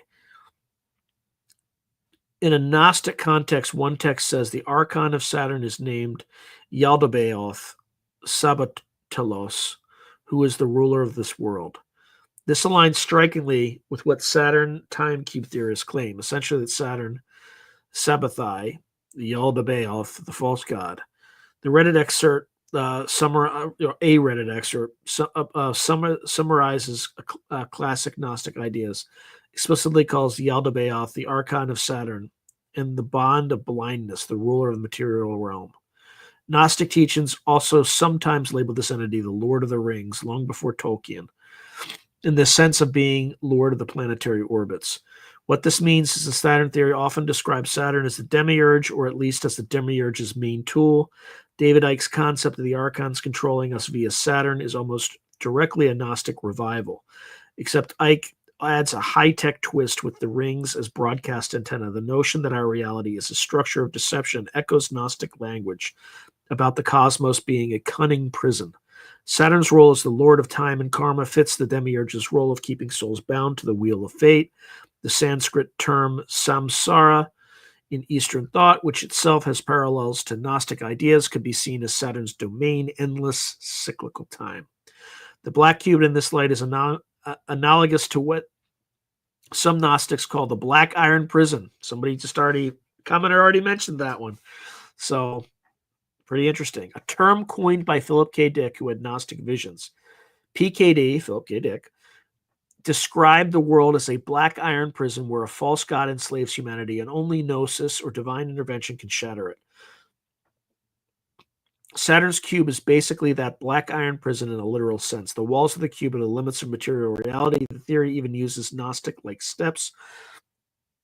Recognize the prison, become aware of Saturn's control, seek knowledge to break free, gnosis of the Saturn matrix, and thereby escape the cube, spiritually ascend beyond Saturn, analogous to how souls ascending the Gnostic cosmology have to pass the sphere of Saturn, often by giving a token or password to that sphere's archon. Indeed, some Gnostic texts provide incantations or seals to get past the archons of the planets.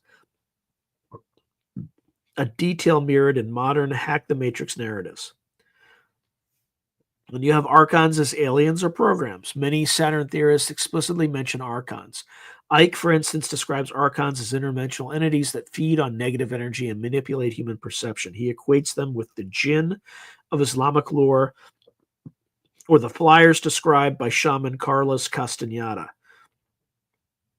Invisible mind parasites. In Icke's model, these archons are behind Saturn's control signal effectively. So effectively, Saturn is either an archon itself or a tool they use to impose their vibration on humanity. This is a direct analog to Gnostic archons who keep us spiritually numb. Other theorists might call them AI or synthetic beings. In a simulation context, one might say that archons are like the agents in the Matrix film, pieces of code that police the system. The theory posits that what the Gnostics called archons, we today might call programs or extraterrestrials, but they're the same phenomenon, the wardens of the prison reality, and Saturn is their headquarters. The demiurge's identity. Some versions of the theory take a religious bent and equate Saturn with Satan, not just by the phonetic similarity. They argue that Satan is the god of this world, as some New Testament verses imply. For instance, the God of this world has blinded the minds of unbelievers. Therefore, Satan equals Saturn, the deceiver. In their view, the biblical fall or the imprisonment of humanity in original sin is symbolic of souls being trapped in Saturn's matrix, and the serpent in Eden, often linked to Satan, could tie back to the serpent imagery of Kronos or the Ouroboros, time as the serpent eating its own tail, an ancient symbol associated with Saturn, Kronos, or in modern mathematics, the symbol of infinity. Let's see. Gnostic Christians actually did sometimes equate Jehovah, the Old Testament creator, with Saturn, and thus with Satan, considered as an adversary of the true God. Saturn theory followers often echo this by saying the God that mainstream religions worship is actually Saturn, the false creator, and the true transcendence means breaking free from Saturn's cube to find the real divine source beyond. This anti-cosmic sentiment is very much in line with Gnosticism, which was frequently branded heresy for exactly that reason. It claimed the God of this world, who demanded worship and obedience, was a false tyrant. All right, so what's the connection to this simulation theory?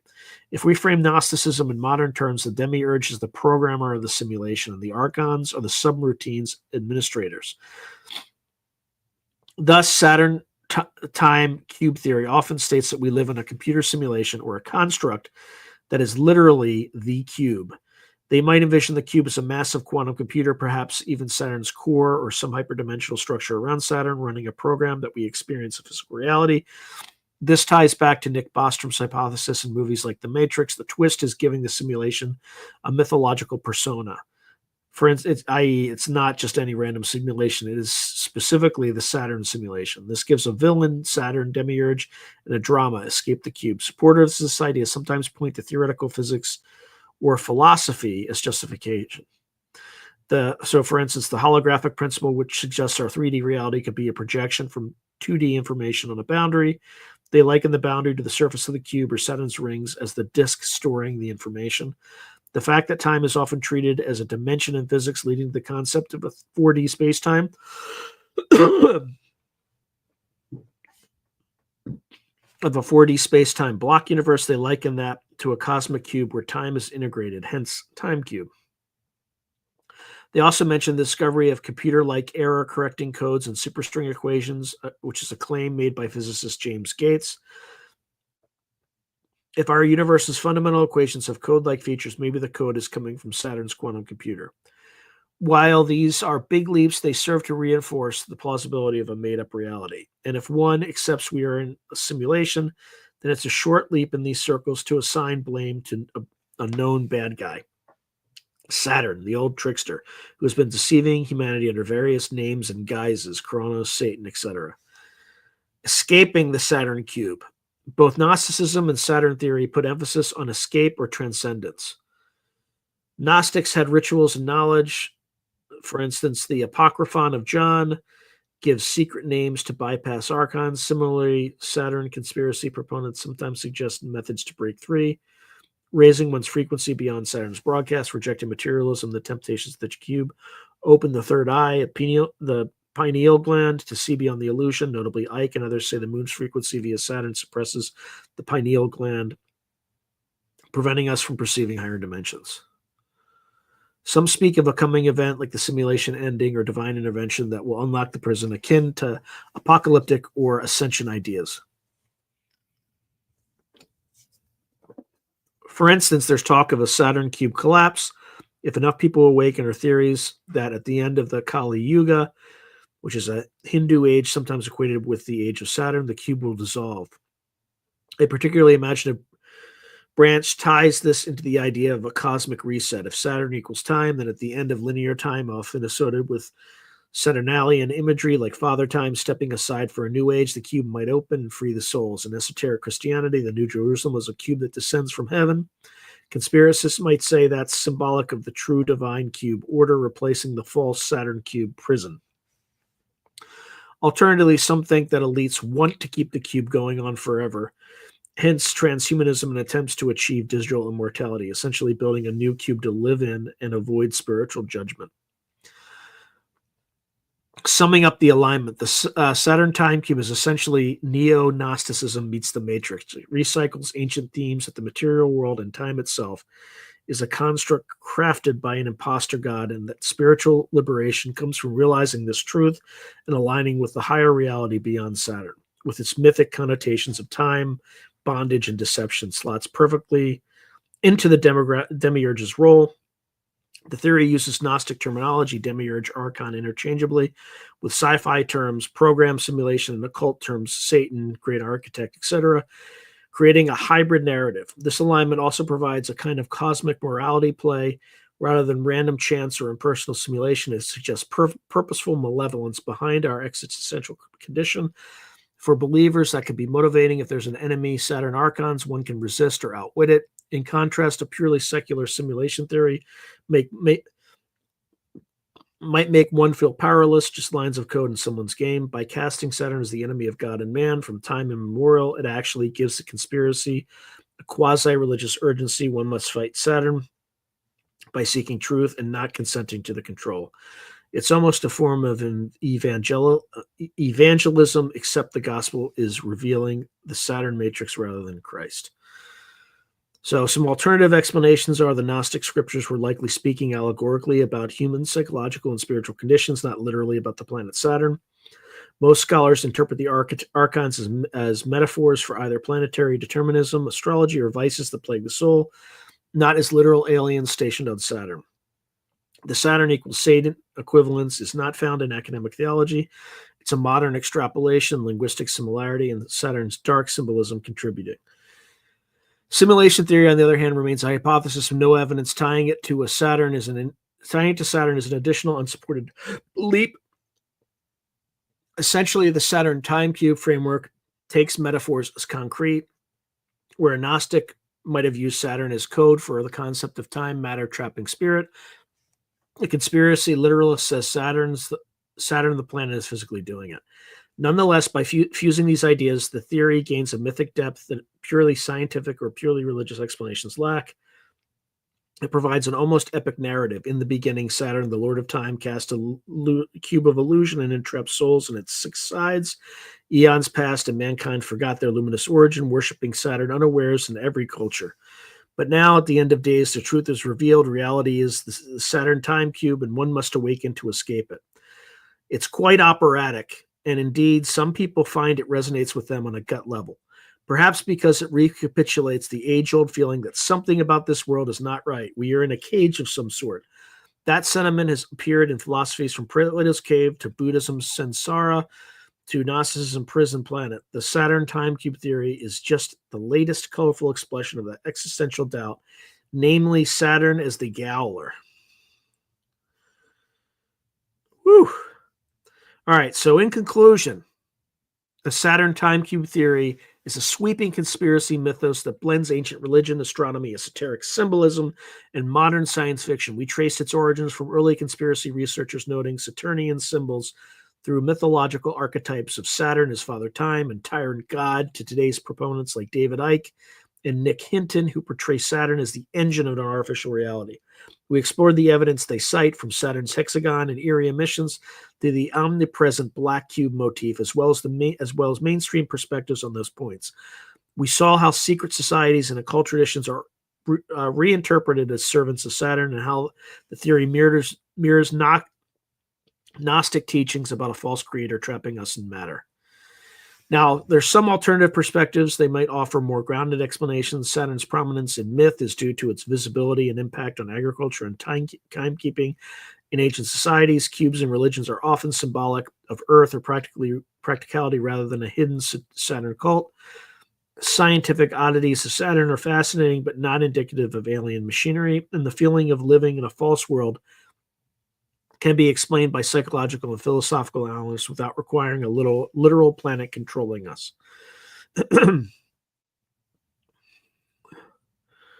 Whew. As a cultural phenomenon, the Saturn Time Cube theory reflects our tendency to seek grand unified answers to existential questions. It is an example of modern myth-making, using the lexicon of both conspiracy and spirituality. Whether one views it as profound truth or elaborate fantasy, it undeniably weaves together a vast array of human knowledge and paranoia into a single narrative. Saturn, distant, majestic, and ominous, becomes a canvas for our fears of illusion and control. In the end, evaluating the Saturn Time Cube theory requires discernment. It prompts intriguing questions. Why do so many cultures share overlapping symbols? Could the ancients have been hinting at something we've forgotten? Is reality as we know it subject to hidden influences? These questions are valid fodder for discussion. The answers the theory provides, however, are far beyond what evidence can support. Most historians, theologians, and scientists would likely characterize the theory as an imaginative fusion of unrelated facts. A kind of connect-the-dots puzzle that creates an impressive but imaginary picture. As the blog of one Saturn researcher itself cautions, much of this information is speculative and based on interpretations of ancient texts and symbols, and not universally accepted. In critical thinking terms, correlation has been mistaken for causation on many points. Still, the Saturn Time Cube theory, as a modern myth, serves as a rich subject for analysis. It reminds us how powerful symbols like Saturn and the cube can be in the human psyche. It also illustrates the convergence of conspiracy thinking with age-old human concerns about reality, essentially reinventing Gnosticism for the future digital age. Whether one is inclined to believe it or not, studying it offers a tour through mythology, history, and fringe thought that can be fascinating in its own right. Saturn, the planet of contemplation, perhaps challenges us to contemplate these big ideas, just hopefully with a healthy skepticism alongside the wonder. Woo! That was brutal. I went through a lot to get all that out. All right, so let's do some. You got 15 minutes left, but I didn't know if I was going to get through it, to be honest.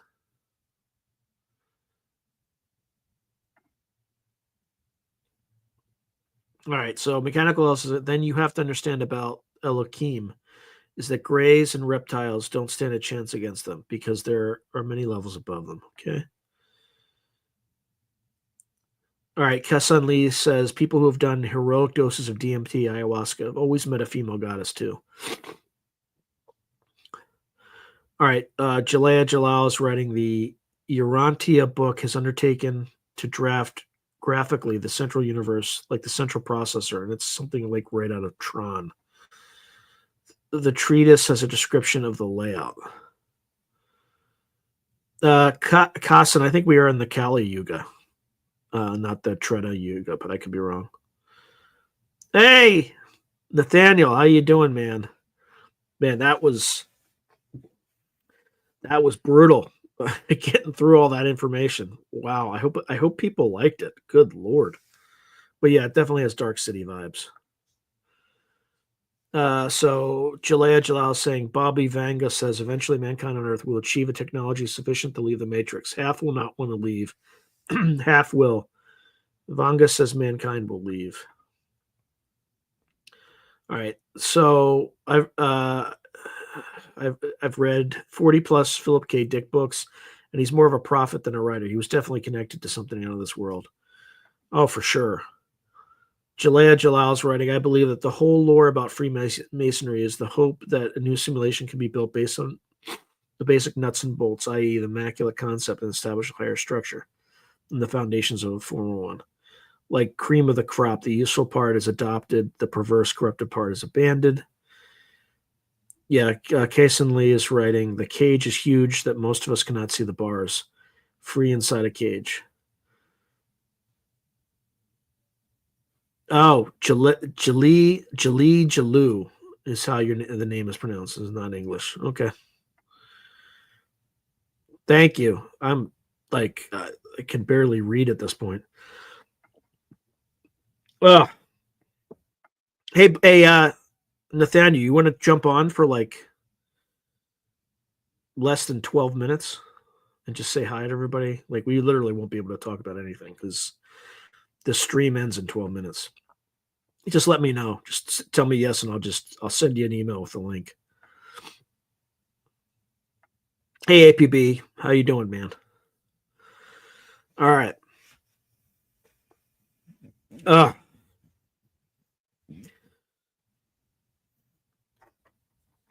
Just checking other random stuff.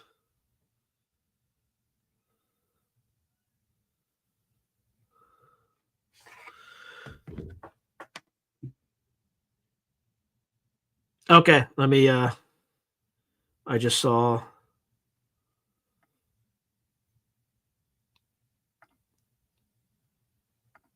I don't know what the best way to do this is, but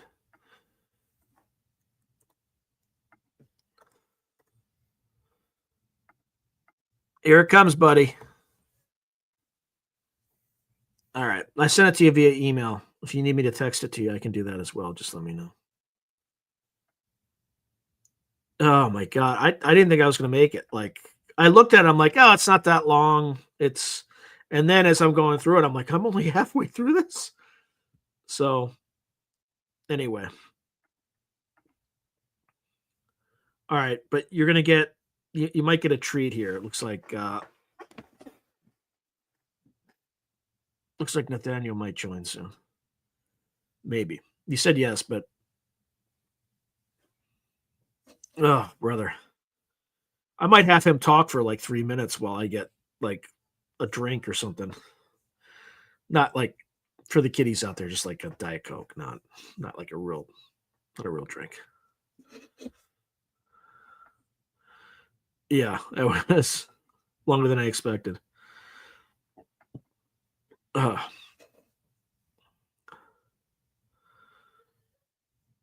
and Nathaniel, just remember you have to use Chrome, otherwise it probably won't work.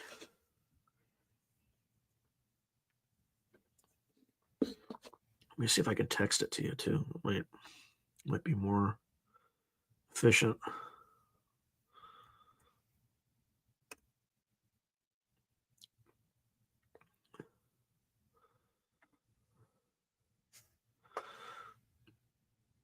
Ugh. What do people think of the new countdown? I StreamYard really upset me. I don't know. I don't even see Gray Owl. I haven't seen him all night. He might not be on this thing. Oh, here we go. So Solite US expats writing. If you look at Saturn's moon, Iapetus, it looks very similar to the Death Star. Farsight did a remote viewing project on it, and Daz Smith and Dick Algier saw like a resort that was on the moon. Oh, that's weird.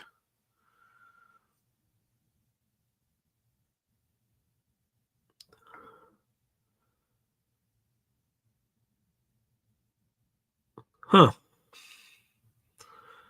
Yeah, I think there was like some accident or something on that thing where people died, according to the remote viewing. But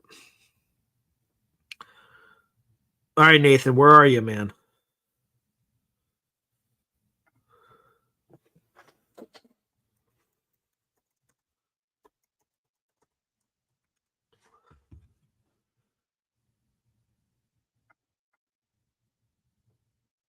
Yeah, Saturn's weird.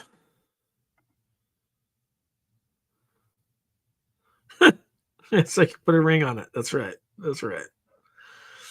Ugh.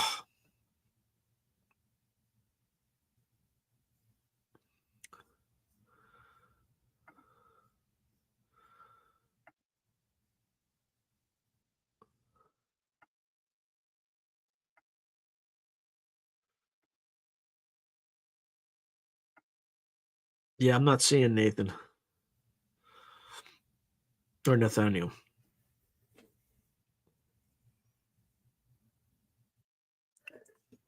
Now I'm seeing him. There we go. Hey, Mr. Man, how are you? Good. How you doing? Doing good, man. It's funny, I was just about to watch Dark City with my dad, and here you are going through Gnosticism and a simulated reality, and here we are. Yeah, the whole Saturn. That was actually recommended. I just asked Yeah, ChatGPT like, what should I talk about today, and it gave me like 30 different things. I'm like, that sounds weird. Do yeah, deep it's good research stuff. on that. Yeah. It's So one of those mind benders, man. So how you been? How's everybody doing? good. Good. I'm tired though, man. That was a lot of reading, brother, and it was deep stuff too. So like you had to like comprehend it and then read it to keep on going. I couldn't do it, man. So I give you props. I'd have had to like energy drink and just yeah. Well, I just Duncan, man. Duncan. Oh, there we go. That'll work. Just coffee. That's what powered me through it. That definitely Yeah, powered Dark me through City, it. man. Dark City is one of my favorite outside of Tombstone is probably my favorite movie of all time. and I'm trying to think what yeah. mhm. Well, It's incredible. It's a lot like The Matrix, and some people say it was the precursor to The Matrix. It was almost like the contextual framework from which The Matrix sprung. And but yeah, fabricated reality, and which another species has created. it's a construct, and it can incarnate Mhm. at will. And we only see their incarnations, which anybody that's studying my research, that's kind of where I'm at, right? We only see their incarnations. We don't really know what they are. It's just the way they interface with our reality. But it's fun stuff, man. Well, I mean, who are the pilots of the pilots, right? That question, right? Yeah. Mhm. And Barber kept talking about this earlier. He's like, we got to clarify what we mean by biologics. Like, yeah, like Mhm. we're thinking, it's a living being, and he's like, not really. It's just something. Like it's so weird, weird as heck. Well, it just could just be a meat suit, right? Yeah, it doesn't make sense to me. I lean more towards the interdimensional hypothesis. Tall black wearing parasite infested aliens. That's a good point. You know, uh, from my perspective, the phenomenon can turn parasitic at will. And that's when the proto intelligence itself steps outside of the archetypes it incarnates as and chooses to suspend all laws that we know of. And it just transcends it all. And now you're interfacing with something that plays by no rules. And I liken it unto it's almost like the proto archetype or the proto intelligence that just cuts everything else off and steps Mhm. in. Whatever that is, it's like Steve Mara said, it has godlike qualities, and it doesn't make any sense. Huh. Interesting. Coped. Copy. Copied. Okay, Copied. there we go. Yeah. No, I instantly translated. All right, what would you make of this omen today, Nathaniel? Okay, Mhm, this is just this happens to me with animals all the time. So I was out back, a little around 11 a.m. local time, standing behind my house, mhm, and a raven flew literally 2 feet above my roof toward mhm, me, right, right over my head. You mhm, could see it's like at full, like probably 6 foot wingspan or whatever. Ravens are big. mhm. Yeah.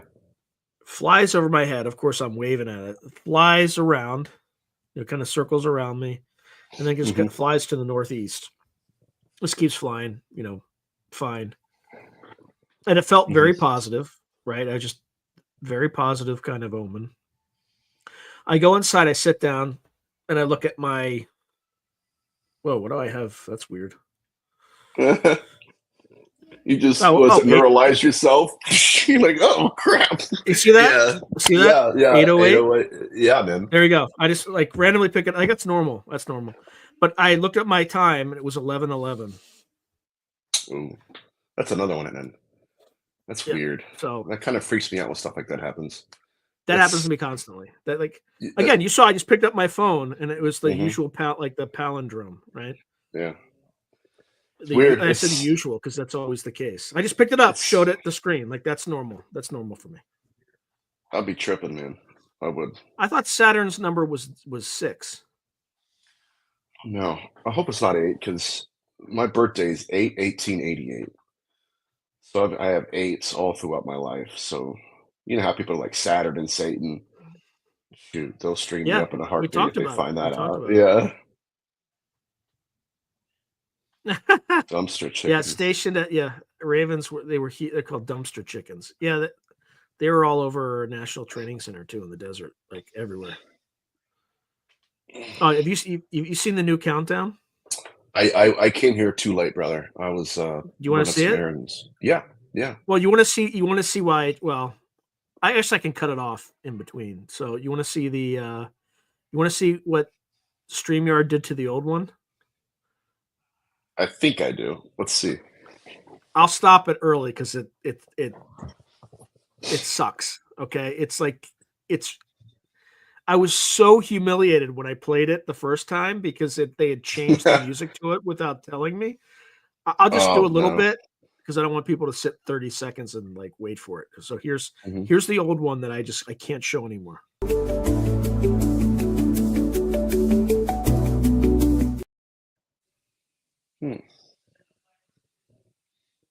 So that's the old one, or is that what they Go out. changed? I want to go out and scalp random people when I hear that music. Yeah, it's like an inverted Just kidding. tubular bells. That's what came to my mind, right? Like The Exorcist, but like a little bit different, like a little It's bit like more like elevator music. that's exactly the word I was going to use. It's like Yeah. tubular bells, elevator music. You're like, it's just Hmm. all right. Yeah. I'm going to play the full 30 seconds. So just bear with me, people, because this is the one that I was like, I can't show that anymore because it's so ridiculous. But here's mine. Here we go.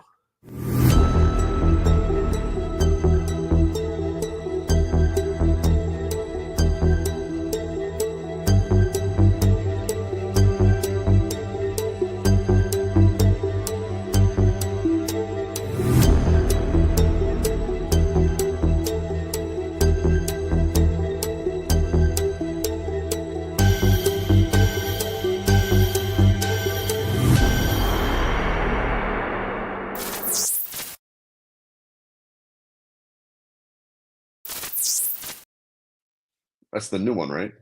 Hmm. I like it, man. It fits, especially with all these synchronicities you've been having. Did you So see that was the owl that was on my fence? I didn't know that was the owl. I thought, okay, Yeah, that was wow, the owl. Like, yeah, I that's took that. awesome. That's why it's like shaking a little bit. Hmm. That's but you see how close that was? Very close. I've never seen an owl in my life ever, like outside of a zoo. So I'm kind of jealous. I see them often here, but Hmm. anyway, it's weird. It's cool stuff, man. Um, Yeah. yeah, it's good to see you guys. I know. I think we have like two shows coming up, right? That are about to be here in Yeah. like Yeah, they're in March. yeah. I mean, let me check. I'll tell you when. I'll give the exact dates. Oh, they're late March. So March 24th and March 26th. Okay. Yeah, it's gonna be So we'll interesting. just build it's like Collins Elite stuff. Let's Hmm. see. Let me see what else we got. Oh, wait, that's way from the beginning. Oh, that's annoying. Hmm. Let's see.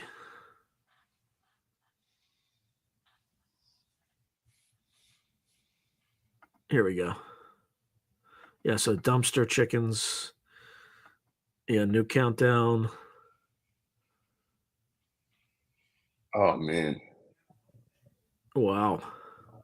I just read the word elevators and I'm out. Oh, really? Yeah, I hate elevators. I mean, it depends. I had a bad experience when I was in Boston at the Prudential Center. I was going up to a restaurant, 52 stories Yeah, above a harbor. yeah, it's the what is it? It's the Pru. What's it called? Top of the Pru Prudential or Center, something? almost, but top of the hub, Prudential Center, Top of the and Hub. No, I've eaten dinner there with my wife. oh, Yeah. was it incredible? Absolutely amazing. Yeah, yeah, it was a really nice place. Um,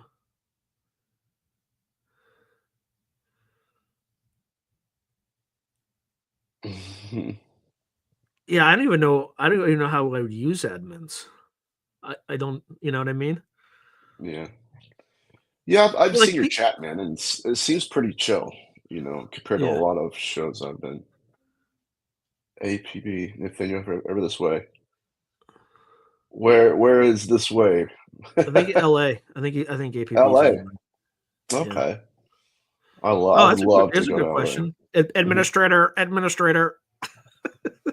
Yeah, yeah, yeah. What's Um, what's next for you? so what I'm doing right now is I'm working on the contextual framework for necronetics.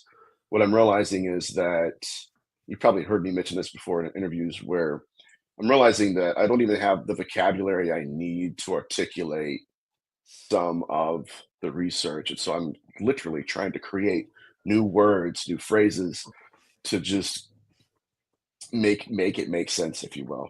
So I'm looking for the contextual framework of necronetics. And then once I get that completed, then I'll go in and start giving more case studies to prop up the hypothesis that I have. Other than that, I'm going to be filming, at least right now. It looks like I'm going to be a part of a docu-series here. We'll be filming here before the end of the year. So I can't say much about it, but it's going to be awesome. Can So you other say than that, who it's no, associated with? Because not you yet. told me one name before, but I'm Yeah. not going to blurt it out. So I was Well, just one curious. project's on the back burner. The other project is moving forward pretty quickly. So but it's going to be, it's going to be about my work and other people's research and case studies witnessed by just a lot of people. It's going to be awesome. I can't get much into it, but I didn't really get too much anyway. But yeah, it's going to be interesting. But that's what I'm after right now is creating a contextual framework for my work, my research. Um, and we'll see, but once that's finished, brother, my goal is to start doing in-home investigations again, but specifically looking for the pathologies of what I call the molters. So not just going in just investigations, right, but looking for the behavioral patterns. And that's going to be very dangerous work, right, because it's not just performing experiments, but it would be like it's kind of a gift and a curse where if I do encounter one of these entities, it's like, okay, I'm going to learn a lot, hopefully, but at the same time, it's leveraging, right? Especially um, some of the cases that I want to investigate involve sigils on skin, and if that happens, which it will, like I know a guy right now. He's in North Carolina. He has photographic and video evidence of these sigils appearing on skin in real time.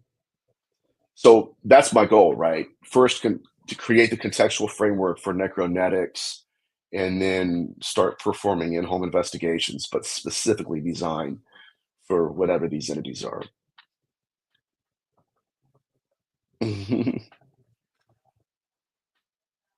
Let's see what else.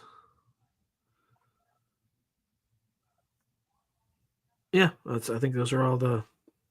Cool. I think that's everything. You were only on the hook for like 12 minutes, so Yeah, and that's fun with me. I yeah, I was preparing to start the Dark City movie. Oh, it's so good. I got the extended cut, I think it is, or the director's cut. It's like an extra 25, 30 minutes. And the symbolism, man, like it's unbelievable. But all right, I guess I'll get out of here. I'm gonna go put my PJs back on. all right, brother. Well, All always right, good to see you. guys. Always, buddy. I'll talk to you soon. Have a good night. All right, you too. All right, I think it's time to call it a wrap. Of course, when I look at my 818. So you have a good night. Talk to you all soon.